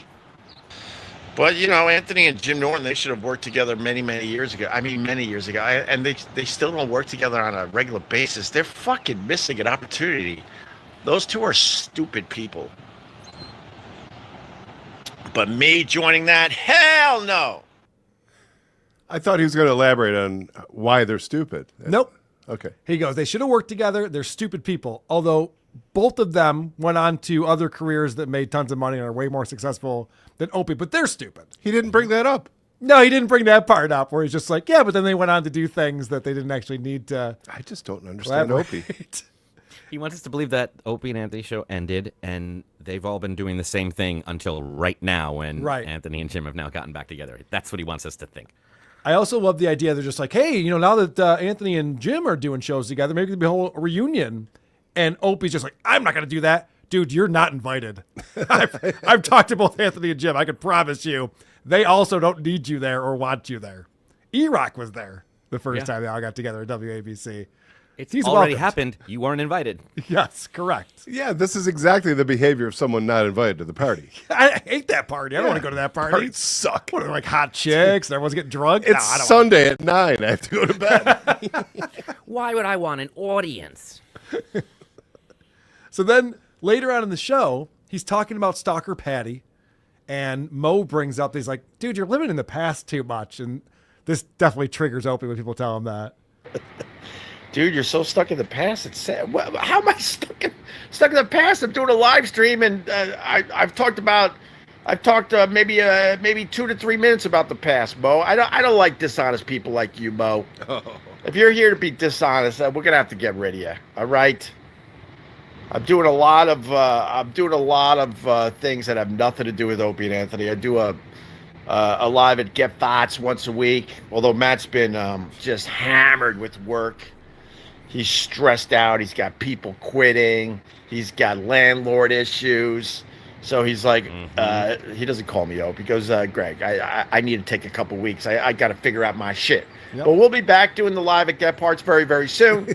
I do that. I'm doing live streams, walking around New York City, and I barely talk about the past or Opie and Anthony. So, Mo, you're a very, very dishonest person. I don't like people like you, if you want to know the truth. Andy Vollen, what's going on, brother? If you want to know the truth. I got to be honest. If I see in the chat someone accuse me of something that I don't do, I don't acknowledge it. I don't feel I need to justify myself. What are you talking about? All I do is get abortions every year. I don't do that. And poor Matt, I'm sure, did not want him talking about his personnel problems. Right. Or the landlord. Right. What an asshole. Every private conversation becomes fodder because he doesn't talk to people very often. He's got nothing else to talk about. I'm not living in the past, but look over here at this guy and his problems. He felt he needed to justify what he's been doing. He's like, no, I'm doing tons of stuff. I hang out with my friends at the bar. I walk around New York and talking to my phone. What do you mean? Look, I got Doggy. You could hear it even in the way Opie told it. You could hear that guy, Matt, having to come up with excuses as to why he can't wear wigs and shout in the front of the bar anymore. Like as far away from him and his act as possible. All the things that have nothing to do with how terrible his show is. Just a landlord and rent and climate, and there's a lot of issues. You were fired from the bar. They don't want you there anymore. I think he's there live right now. I got the notification. Really? Missy B said he's on there. Yeah, I think they're doing a show right now. Matt worked out the problems with the landlord? Opie's looking through the windows. I think someone's in there. We still have over 1,100 people watching us, even though we're competing with Opie live right now. I don't know how we're doing it. Eric Nagel is in the chat. He just gave us $5. Thank you very much. He says, I don't think he likes taking care of his kids. He would always say, ugh, I gotta have to babysit my kids. You don't never have to babysit your kids. That's how that works. Oh, yeah. But that might be why he's angry. All right, one more clip on here. So Mo's the one who said, you're just living in the past. We're talking about Stalker Patty. Well, he gets booted. You either talk about Anthony, Jim, or Sam. You have no motion on your own. You're set. Okay, Mo, let's get rid of you. You're just stupid. Let's get rid of this dumb Mo. Bye, Mo. Bye, Mo. There was a time. God, I tell people, just ask it. I'll tell the truth. There was a time I went all in, getting my side of the story out as far as Anthony goes, and Sam goes, and Jim Norton goes, and Opie and Anthony goes. I finally felt like I needed to get my side out, and it was a little over the top, and it was maybe a bit obsessive. Oh. And it took up a lot of time that I could have been doing other things, but I pretty much have segged out of that. I touch on it here and there maybe, but that's it. I just hate dishonest people. I really do. That's interesting. So now Opie's admitting that he went a little bit too hard when he was going real hard at Anthony and Jim and Sam. Did I go a little over the top? I don't know. Did you? I guess he did. I've never heard him say that before. But if anyone asks him about it, they're being dishonest. Yeah. Right. Yes. That was months ago. I wouldn't even have them in the past. I haven't done that since March. Okay. I mean, I still do too, but I was doing a lot more in March than I am now. So what do you mean by that? Mo got booted for that. You don't want to be a person who brings up things he doesn't want to hear in his chat. You will get blocked when you do that. How many people are really watching that for fun? How many people are asking sincere questions about his day outside of... You could count them if you took your socks off. Yeah. You'd be able to count how many people are doing that. So it's all hate watching. Yeah. I mean, I don't hate it. But I know what you mean. All right. Wow, we've done a lot today. We still have some things to do, some important things to do. I'm asking you to please do not support this show on supertip.gg/WATP. I see Principled Uncertainty is not listening to me. Don't do that. It's screwing with our flow, and we need to bring on our review girls. Oh, one of them just dropped off. Annie is here. What's up, Annie? Oh, hello. Oh, hello. Thank you for being here. How you been? Been good. Today's not been good, but overall it's good. I'm sorry to hear that. Well, thank you for being here. It's just one of those days, where every little thing has gone wrong and it's just been an irritating day. Oh. Well, hopefully we're bringing some levity to your day. Oh, absolutely. I'm having a through blast now. WATP. Thank you. All right. Very good. I'm glad to hear that. Our new review girl, Megan, has been in and out. She's messaging me that everyone in the neighborhood is using the internet right now, and so she's having some internet issues. They're all watching Opie. Where it's been a little spotty, unfortunately. Yes. It's probably what the issue is. So before we play the game, I'll stall and give her a chance to come back in. Annie, do we have any new reviews that you can read for us? I have one new review. All right. Read every this word one comes very in from slowly. the United Kingdom. Okay. On 5/23 from Wendy Choi. All right. There's a period in between those, just in case. There's a different Wendy Choi. It's Wendy period Choi. Okay. What kind of font it's titled, did they use? I don't know. It's on that spreadsheet made by Agent Coleman, so it's whatever the Google Doc. I would assume Times New Roman. I don't know. I'm not a font expert. What is this, Font Talk now? Font Talk. All right. Well, the title is 12-year-old boy humor. 12-year-old boys like fonts, I guess. This guy definitely jerks off while looking in the mirror. Okay. Which guy? Can you guys hear me still? A little bit. Yes. Okay. My video is changed up on me. I'm going to go with that's a 5-star review. I got to go 1. That is a 1-star review. Oh, damn it. I won the game, but we lost the battle. I think I got to duck out because my camera changed and I don't know how to change it in here. Yeah, I'm gonna leave and come back, guys. Talk amongst yourselves. All right. I'm gonna blame OBS. I've been having nothing but OBS issues. Is that what this is?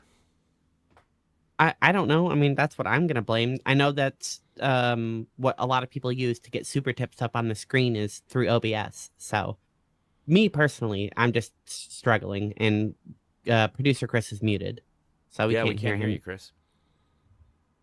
You are muted right there. The point is, people, we've proven before we don't need Carl. We can get through this together. I can't see anybody. Everybody's frozen. I can't hear you if you're talking. I don't know if... Well, that's okay. Oh, This is the worst part of the show. Everybody hates this part of the show, especially when I come on, so... Anyone that's going to tune out has already done it. I was hoping to take a moment to talk about this Tom Myers interview that we had a little while ago.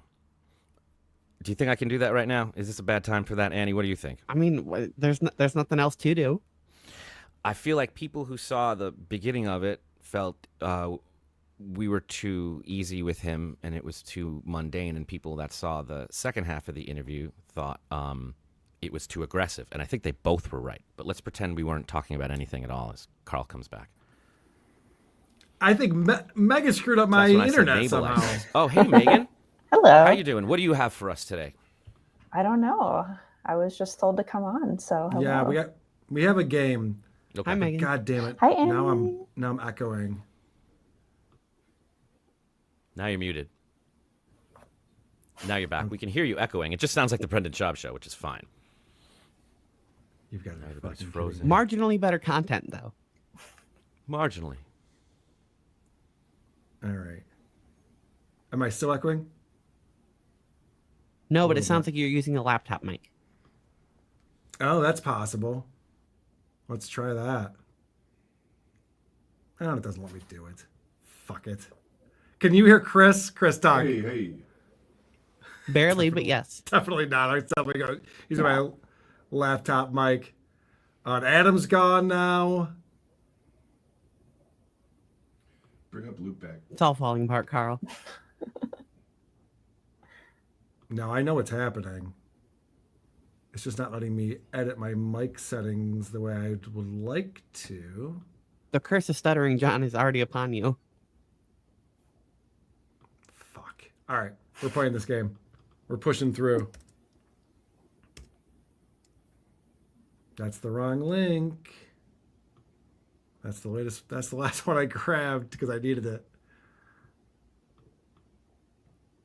This is a pro show.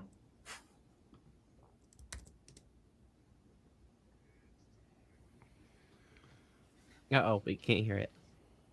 Oh, you can't hear it? All right. You'll be able to hear it now.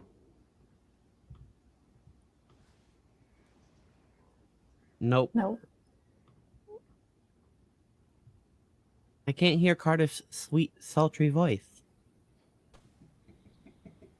It's not bad. Oh, hey, guys. All right, I'll be right back. Hello? Hello, hello. Oh, I can't hear anybody. Oh, no. Are you just a mud shark? I just want to talk about Tom Myers. Talk about him. Well, he had a lot of things that he made me agree to before the interview, and I agreed to all of them. And then the day before we were doing the interview, he said, "What time is my part on?" And I told him, and he said, "Oh, because I have a hard out at 6:30." And I was like, "You're not going to come on till 6." And he said, "Sorry about that. That's what I have available. That's what I'm going to do." So I felt like he was kind of hardballing us. And then as the interview progressed, about 20 minutes in, I realized that he was just filibustering. He was just going to fill the time out. And it started to make me angry. So I did something I wasn't proud of. I talked about something from our emails, and I said, hey, you said you have this heart out. And then it became apparent that he had just made it all up. And I realized that he had made up all of these things about how he wasn't available for this and it had to be this time and this is why he needs this much money. It was all bullshit. It was all lying. And I started to get angry. And are you telling me that Tom Myers wasn't actually going to hang out with a comedian? He was not. He was not. Aw. And I let that get Well, the you knew best that of when me. he said it was Dat Fan. I knew it when the times kept changing. No, I just and mean he it wasn't just- a Canadian, but or a yeah, it was comedian, all but just yeah. bullshit. And I realized that I was a fool for trusting him, and I got mad, and I felt bad about that because I did. I just got mad at being lied to, and I just took it out on him because I had been nothing but honest with him. So it wasn't my proudest moment. I like the thing overall. I love how Vinny ended it. I love that it revealed things about, I think, all of us and about him that we weren't expecting. But I was disappointed that I had really come to him with open arms, and he was the one who's like, no, I'm just going to lie and cheat and be dishonest and do whatever I want and filibuster until this thing's done. Now pay me. All right, I have to do something real quick. I have to pull everyone out and then pull everyone back in. So this will take 2 seconds. And then we'll all be back.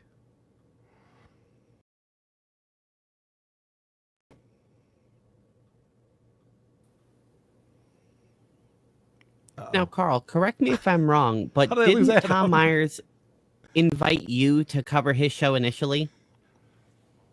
Oh gosh, how long back are you going?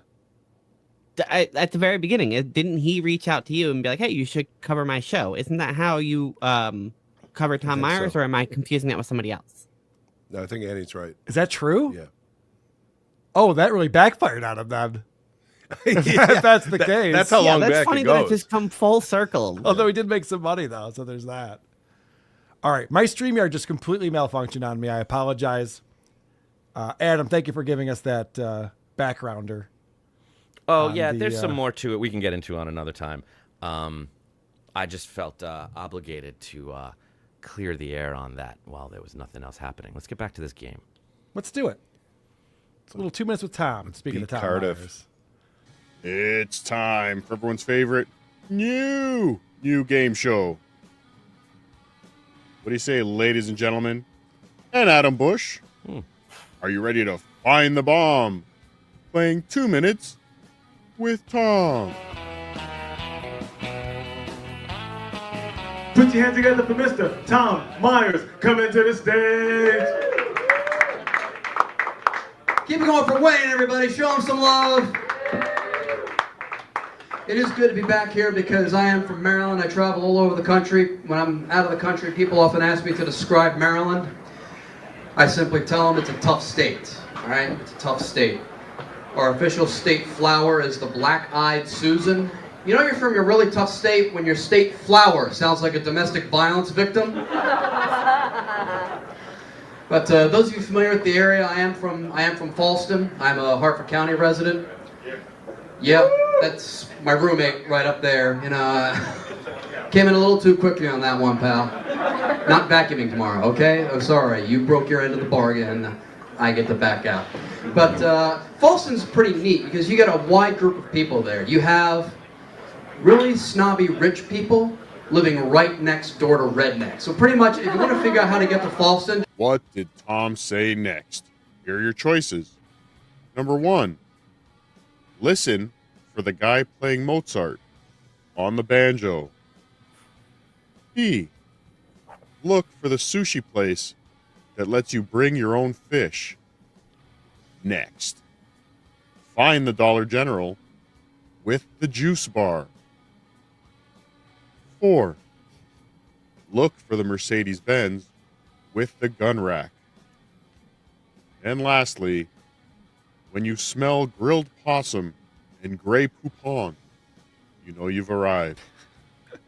2 minutes with Tom. Okay, I'm going to do the thing that Jim Florentine did on the show on Saturday. Oh, I'm going to okay. tell you my answer. I'm going to tell you what I think it also might be. Oh, right. Just so I can still claim that I was right, even when I was wrong. I think it's number 1, Mozart on the banjo, because he oftentimes talks about the rednecks and Deliverance. And And Deliverance, yeah. Yeah, the banjo stuff. So that would be where his head would go, in my opinion. But I like the grilled pasta with Grey Poupon because that's such an old-timey joke of like rich people and Grey Poupon.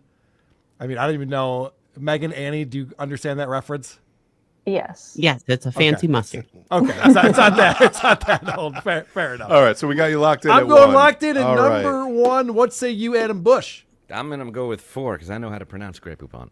Okay, fair enough. What about you, Megan? I'm going to go with lastly.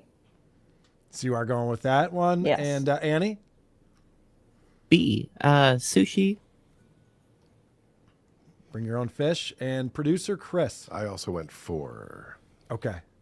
All right, so that's pretty good. So Annie, have you won 2 minutes with Tom before? I don't think so. I think I've lost every single one. Okay. I'm on a clean sweep. Megan's 0 for 2 as well. I'm rooting for you. Got to get you on the board here. Let's find out. It seems like we've covered everything except for next, right? Correct. Okay, so it's next. Cardiff wins. Otherwise, one of us will win. Oh. Because you got a wide group of people there. You have really snobby rich people living right next door to rednecks. So pretty much, if you want to figure out how to get to Falston, just look for the Mercedes-Benz with the gun rack. Oh! That was my second choice. Because that just sounds really cool. It's also the most nonsensical, which is why we should have all thought of that. Who won that? Me and Adam. Congratulations, fellas. Thank you. Well done. It feels good. It feels real good. It should. I needed this. Yes. But I am happy to live in Maryland, the speed camera capital of the United States. How stupid do I look? I picked 2. I had a 40% chance. I didn't get either of them. I'm not doing that again. Jim Florentine made me do that. I'm not doing that again. That was stupid. I'm an idiot. For the Mercedes-Benz with the gun rack. But I am happy to live in Maryland, the speed camera capital of the United States. Isn't that great? This episode has been brought to you by patreon.com/Cardiff Electric and Cardiff Electric's new YouTube channel. Subscribe now at Cardiff Elect. Sit, Eugene, sit. Good dog.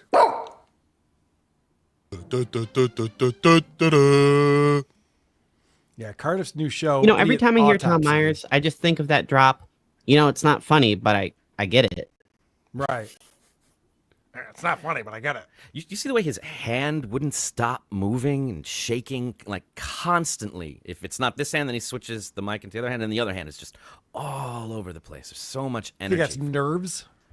I do, and it's such a dry, dead delivery with such intense movements. It's really unique. All right. I was just saying, Cardiff on his show, check out at Cardiff Elect on YouTube, his new YouTube channel. He does the Idiot Autopsy show, and it's been brilliant lately. He's been doing a great job. Guys, please stop going to supertip.gg/WATP because it's slowing down the show. We have to check out all of these super tips, like from Principal Uncertainty. Carl, I dare you to have on your show and come face to face my primordial rage. Okay, come on. Oh, hi, Carmix. Firstly, I'd like to compliment your shoes, but I digress. I had a whole karmic thing that we could have done on Point Dabble Point on Monday, but it turned out to be pretty jam-packed. And that was before the lawsuit. Well, not lawsuit, but demand letter that we got. I hear Carmic's drinking again. Yes, he is, Oh, yeah. which is great. I don't want to listen to sober karmic at 11 a.m. It's so boring. Blocking chatters and the commenters is the sure way to grow a channel or anything. Good for the Opster and Steel Toe and all the lol cows, really. Yes, weird comment. It turns out that that's not a good strategy to build an audience. Big Sky Kodiak, Opie belongs in a psychiatric hospital. He's a mental patient, as Anthony would say. Yeah.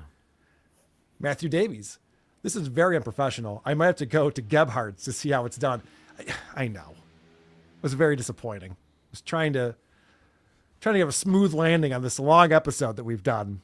And boy, did I flip over the entire plane and screech down the runway like they did in Toronto.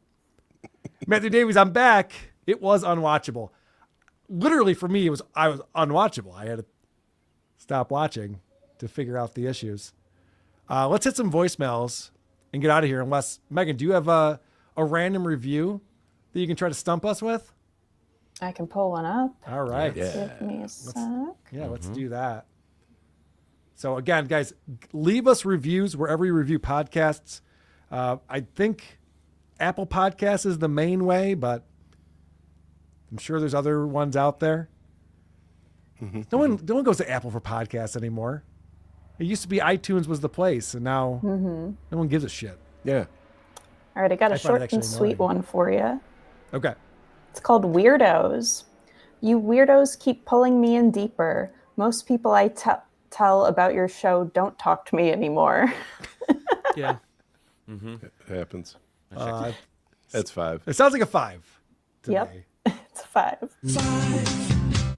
Having a conversation about this show with people is not a good idea.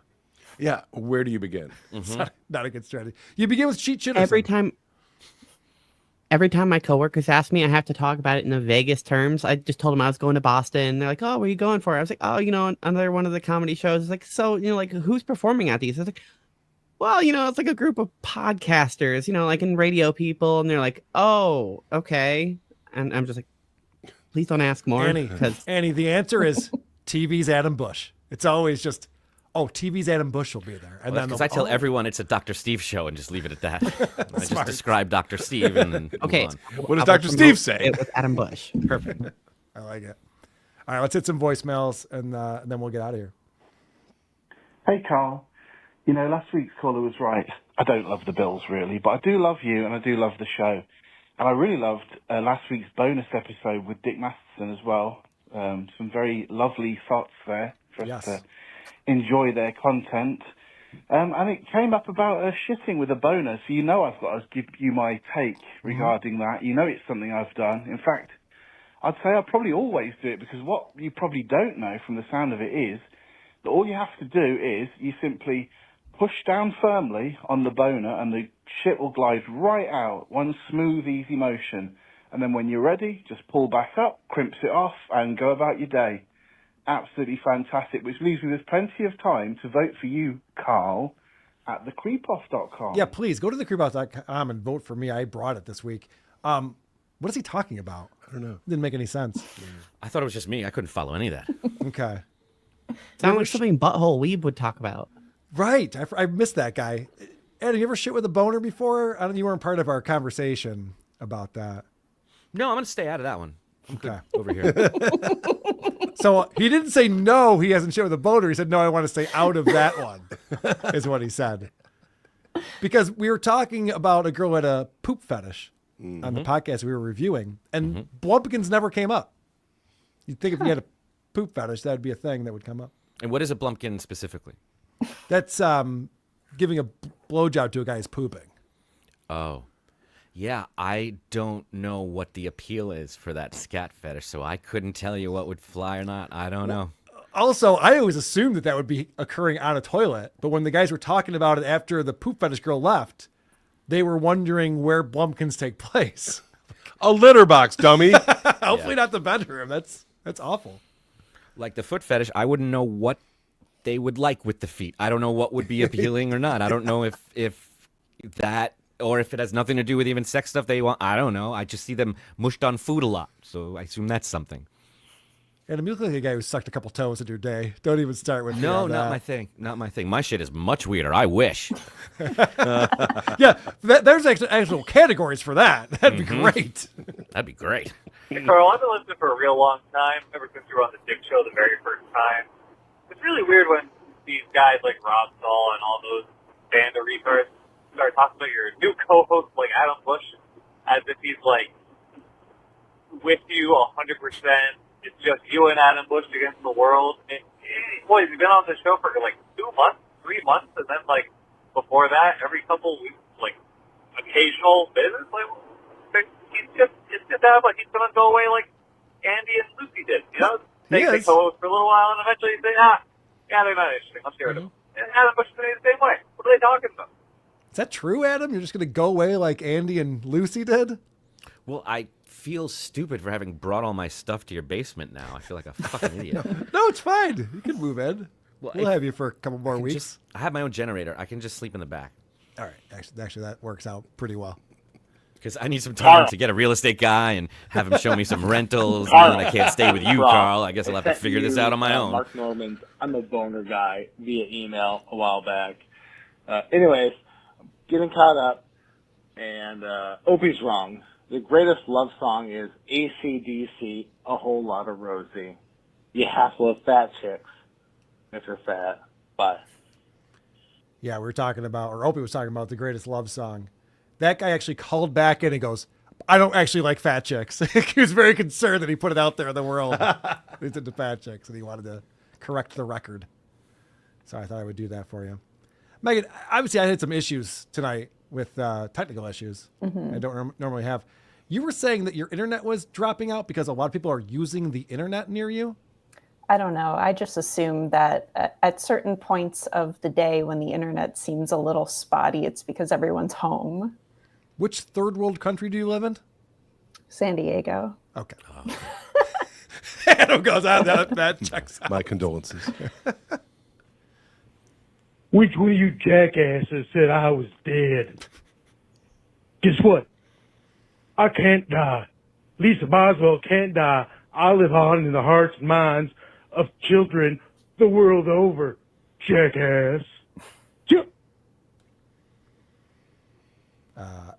Matthew Davies, who left to go watch Opie at Gebhard, says Gebhard's was unwatchable, not you guys, even with the issues. Well, thank you very much, Matthew Davies. Thank you for coming back again. And thanks for Lisa to calling in. Hey, Carl, I wanted to ask you, who was on top when you and Alex Stein 69 you fucking? Oh, hold on a second. Were Alex Stein and I having gay sex on the show? I thought we were just having a conversation about the Dabverse. I haven't watched it back yet, though, so I don't know. You didn't answer the question, Carl. Yeah, I don't know how I feel about this. What if we were side to side? Oh. Sounds nice. That's how I prefer it. Hey, I just want to say it was so nice to hear Stuttering John, basically, saying, all these things happened to him, that he met this person, that person. Well, I met someone when I was younger. It was that captain, the guy that played, the guy who played captain, the captain and Skipper and Gilligan. Yeah. And I said, hey, Mr. Captain. I was walking up to him, and he looked at me, and he looked at the security guard. He said, get this little fucking spick out of here. He wants money. I don't know what the fuck he wants. Get him out of here. That was the only important person I ever met. Oh, sounds like a bad experience there. Sorry to hear that. You know what I was just thinking about? Remember Paco, our buddy? Arizona, right? I was going to say that sounded like Paco. I don't think that was Paco, but Paco... Wow, that's very racist of you, producer Chris. But Paco said he was going to be at Hackamania. Yeah, I thought of that too. We missed him. Yeah. It's too bad. I had some racist jokes for him. I know. I had a bunch of stuff ready to go. Carl, I'm listening. For WATP. I'm listening to you guys talk about Tom Myers, and you keep talking about how he needs to make jokes about things that he knows. And I'm realizing that he's like that fucking character Steve Carell played in 40-Year-Old Virgin, where he talked about how boobs felt like a bag of sand or some shit like that. But dude, that's who Tom fucking Myers is, that fucking dork. All right, I gotta go. And if you told him that, he would argue with you. You're right. He'd start talking about sand and bags. Right. Yes. The best was he was asked why he's not more economical in the way he speaks, why he uses so many words. And his explanation was like the Declaration of Independence. 5 minutes long. And it just wandered and never got to anything. That was incredible. Only Tom could do that. That's why we love him. Hey, Carl. This is Tim McD from Boston. Oh, hey, what's up, Tim? Oh, fuck. I don't know how to leave a voicemail. Oh. I think he realized he didn't need to say his full name on the show. I'll never forget when Heather W., that whole saga back in the day. Oh, yeah. She left her phone number on our voicemail as if it was like my voicemail. Call me back. Idiot. Call, darling, it's Kiki. 5-on-1 and I trounced you, darling. It reminded me when I was at Charleston State. 5-on-1, the football team tried, and I just went airtight and defeated them. Oh, ta-da. Oh, I'm a comedian, and my betrothed, Eugene, was out on the left coast performing. Thank you, Keanu, for calling into the show. Always good to hear from you, my friend. Please, no more Tom Myers on WATP. That motherfucker is the most delusional person on the planet. If he doesn't like something, he just says, I disagree with that. Despite the fact that you can just rewind the tape and play it back to him, he'll be like, no, I disagree with that. I saw that differently. Fucking textbook delusion. What an asshole. Keep him off the fucking show. I disagree. I thought it was awesome. I really enjoyed that segment. I do match your anger, though. I feel that. I really feel everything you felt. I was laughing out loud. Guys, I have breaking news. Breaking news. I don't know if I'm allowed to say this on the show, but I'm going to anyway. Go for it. Message from Patrick Melton says, I'm currently assisting Chad in setting up Super Tip. He has reached out to me. I am shocked. Wow. That's amazing. Wow. That's a twist we didn't see coming in the Dabbleverse. I guess he likes money more than he likes hating Melton. Yes. He likes money more than everything. All of his other things that he claims to be passionate about. And more than being a predator against children, right? Or being an assaulter. Right. Like a real... Yeah, or whatever they accuse him of, right. Which is amazing how they're able to work with someone like that after all that. I mean, if they pay him money, you can turn the other way. I believe a mutual friend of ours, Carl, has gotten in contact with John's lawyer. Oh, yes. He told me they've connected on LinkedIn. And now they're starting to have a conversation. Okay, good. So this is very exciting. I saw the note that went out. I didn't know if another note came back in. That's good. Yes, they have. That's very exciting. Okay. Mm-hmm. I can't wait to learn more about that. Hey, Carl, Ronnie in Syracuse. Love you, love the show. Had a comment about the 2 minutes with Tom segment in that he's got Cardiff plays an intro from an MC that seems like it has nothing to do with anything, doesn't contribute anything. I mean, I could see if we let Tom's bit go on a little while, but geez, it's like 30 seconds out of the 2 minutes, if it's even 2 minutes, of Tom's long biography being introduced by some MC hyping him up, and then him thanking that guy. So how about we just cut that bullshit out and just give us 2 minutes with Tom, find the bomb. Don't call me back. I understand what you're saying, Ronnie, but you can't say stuff like that to Cardiff. He will double and triple down. Now we're going to have the guy who opens for Tom, and we're going to have to watch the guy after Tom after that. Bad move on your part. Welcome back to the show, Megan. Thank you. Do you have another one of those outages? I never really have internet problems. It's only using StreamYard. StreamYard's fucking up today. I know. I can stream MLB games all day, and I don't have a problem with it. I'm going to send them a very strongly worded email when we're done here. Big Sky Kodiak, Adam Busch is welcome to join me on my truck. I'm a long-haul truck driver. That doesn't sound right to me. Something about that sounds a little fishy, but I'll just say yes. Let's do it. Seriously, when do you say no to anything? What are you talking about? Good point. It's good for the story if you survive. I just listened to the Tom Myers interview, and I wanted to make a couple comments. Because during the interview, it seems like you guys forgot we don't hate Tom. We like Tom. Right. I didn't want you to convince Tom that he's not funny. I want to know why Tom thinks he is funny. I know. I don't want Tom to see himself the way I see him or the way Vinny sees him. I want to see the world through Tom's eyes. Because Tom sees the world so catastrophically different than I do. And that's what makes him compelling. Okay, I think that's good feedback on that. There were times where it was like Vinny was trying to catch him to admit that he sucked at comedy. And it's just like, well, that's not the point of this. No. And I think that caller was 100% right. That is what we would want from him. It was heartbreaking to find out halfway through that he wouldn't even know where to begin. We were like, tell us something. And he told us that fake drunk story. Yeah. And we pressed him on it, and he just told it again. He had a whole six-pack that night. Yeah, he was running out the clock. He won't. He's going to assimilate to us humans and be one of us, whether we like it or not. He's guarded. He's very guarded. There's something he's covering up. There's something he's ashamed of that's going on. Well, he's been hurt so many times, and it's interesting because he had the option to not have Vinny there, but because he trusted me, he took a risk and went for it. And I know he's thinking, oh, I wished I hadn't have taken that risk. I knew I shouldn't have done that. Don't ever take risks again. Oh. That's what you get. Well, let me ask you, because part of the negotiations was he wanted to put the video out before we did. Obviously, it was live on our channel, but I put out the segments separately. Did he put that out on this channel? I didn't check. No. He Oh. put out a collection of quotes that supported him in the comment section saying, Okay. look, it's the war is over and he has won. That tells you everything you need to know. So he didn't want to, he wanted to promote himself. And then after the way the interview went, he decided that wasn't a good look. I He wanted money. survived the lion's den. He wanted money and Is to that what not he look said? silly. Yeah. I mean, that's essentially what happened, because everything else was just fear, controlling, and stonewalling, unfortunately. There was a potential for something good, and it might happen some other time, but it wasn't going to happen in that half-hour environment. And he was too.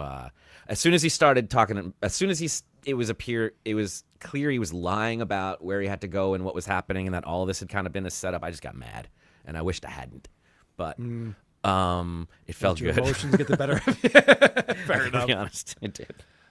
Speaking of interviews with people, I did do an interview with Skinny Chad Zumach, and that hasn't gone up online yet. I reached out to him, and he told me that he's still working on it. Okay. So once that goes up, we'll let you know. Well, it looks like the biggest celebrity at Eternal Con is Dan Grimaldi. We all know who he is. He played Patsy Parisi and Philly Parisi on The Sopranos. He played twins. Of course. Now, I don't know if his autograph is worth $35, but I would say he's a C celebrity. Now, where would you put Stuttering John? As a D or an F celebrity compared to Grimaldi? I like Grimaldi's autograph. Stuttering John, not so much. Rock and rolla. Rock and roll, Gary in San Diego. Megan's having some issues. Can you hear us? I'll take that as a no. I wanted to see if she knew Gary. Ahoy, hoy, great Seamoose here. Carl, I just wanted to congratulate you on finally reaching 12 great episodes of the show. Okay. Call me back. I see what you did there. Great sea moose. Not cool. Annie, thank you so much for coming on, reading reviews, playing the game. Where can people find you? If they want to find me, they can go to insanity.com. But what I want to plug is Lucy Tightbox is live at Once Over with Kaylee, and apparently Blind Mike is on right now. So after this, go check them out. Very good. I definitely will do that if I'm not watching the hockey game, which will definitely be a priority for me. But we'll get to everything eventually. It's always important. Adam, anything? Oh, yeah, I have a new record out by an artist named Jamie Levine. I encourage everyone to give it a listen on Spotify, Amazon, wherever you listen to fine music. Jamie Levine, it's a very nice record that I was fortunate enough to produce for this young gentleman. And I am looking forward to talking to Joey C in the near future. And I believe I'm going to talk to Chrissy Mayer really soon. I'm looking forward to that. Oh, very good. Can you spell Jamie Levine for us? Yeah, it's JAMIELEVINE. Okay, cool. And I'll put a link to it in the show description. Yeah, Real Nice Friends is the single, and the whole album's there. It's really nice. I'm really proud of it. You might enjoy it. I will definitely check it out. I gotta go. Bye. I gotta go. I gotta go. I gotta go. I gotta go.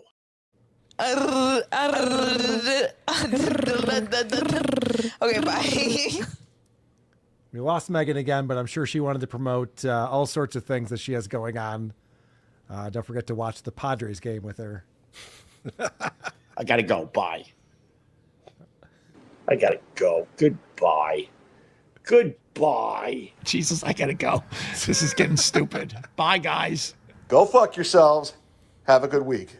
Bye, Brennan. Carl, I love you. Okay, folks, guess what? The episode's over. That was a great episode. That was really great. Man, that was a good episode. That was a good episode. I enjoyed that. Okay, bye. You got nothing? Not feeling it. I don't, no encore. I don't blame you. I'm just checking my text to see how I'm getting yelled at for announcing that. No, it doesn't seem like I'm getting in trouble for it. Okay, well, that's good. Maybe they weren't watching. It's also very possible. Look over there. Thanks, guys. Bye, everybody. Bye.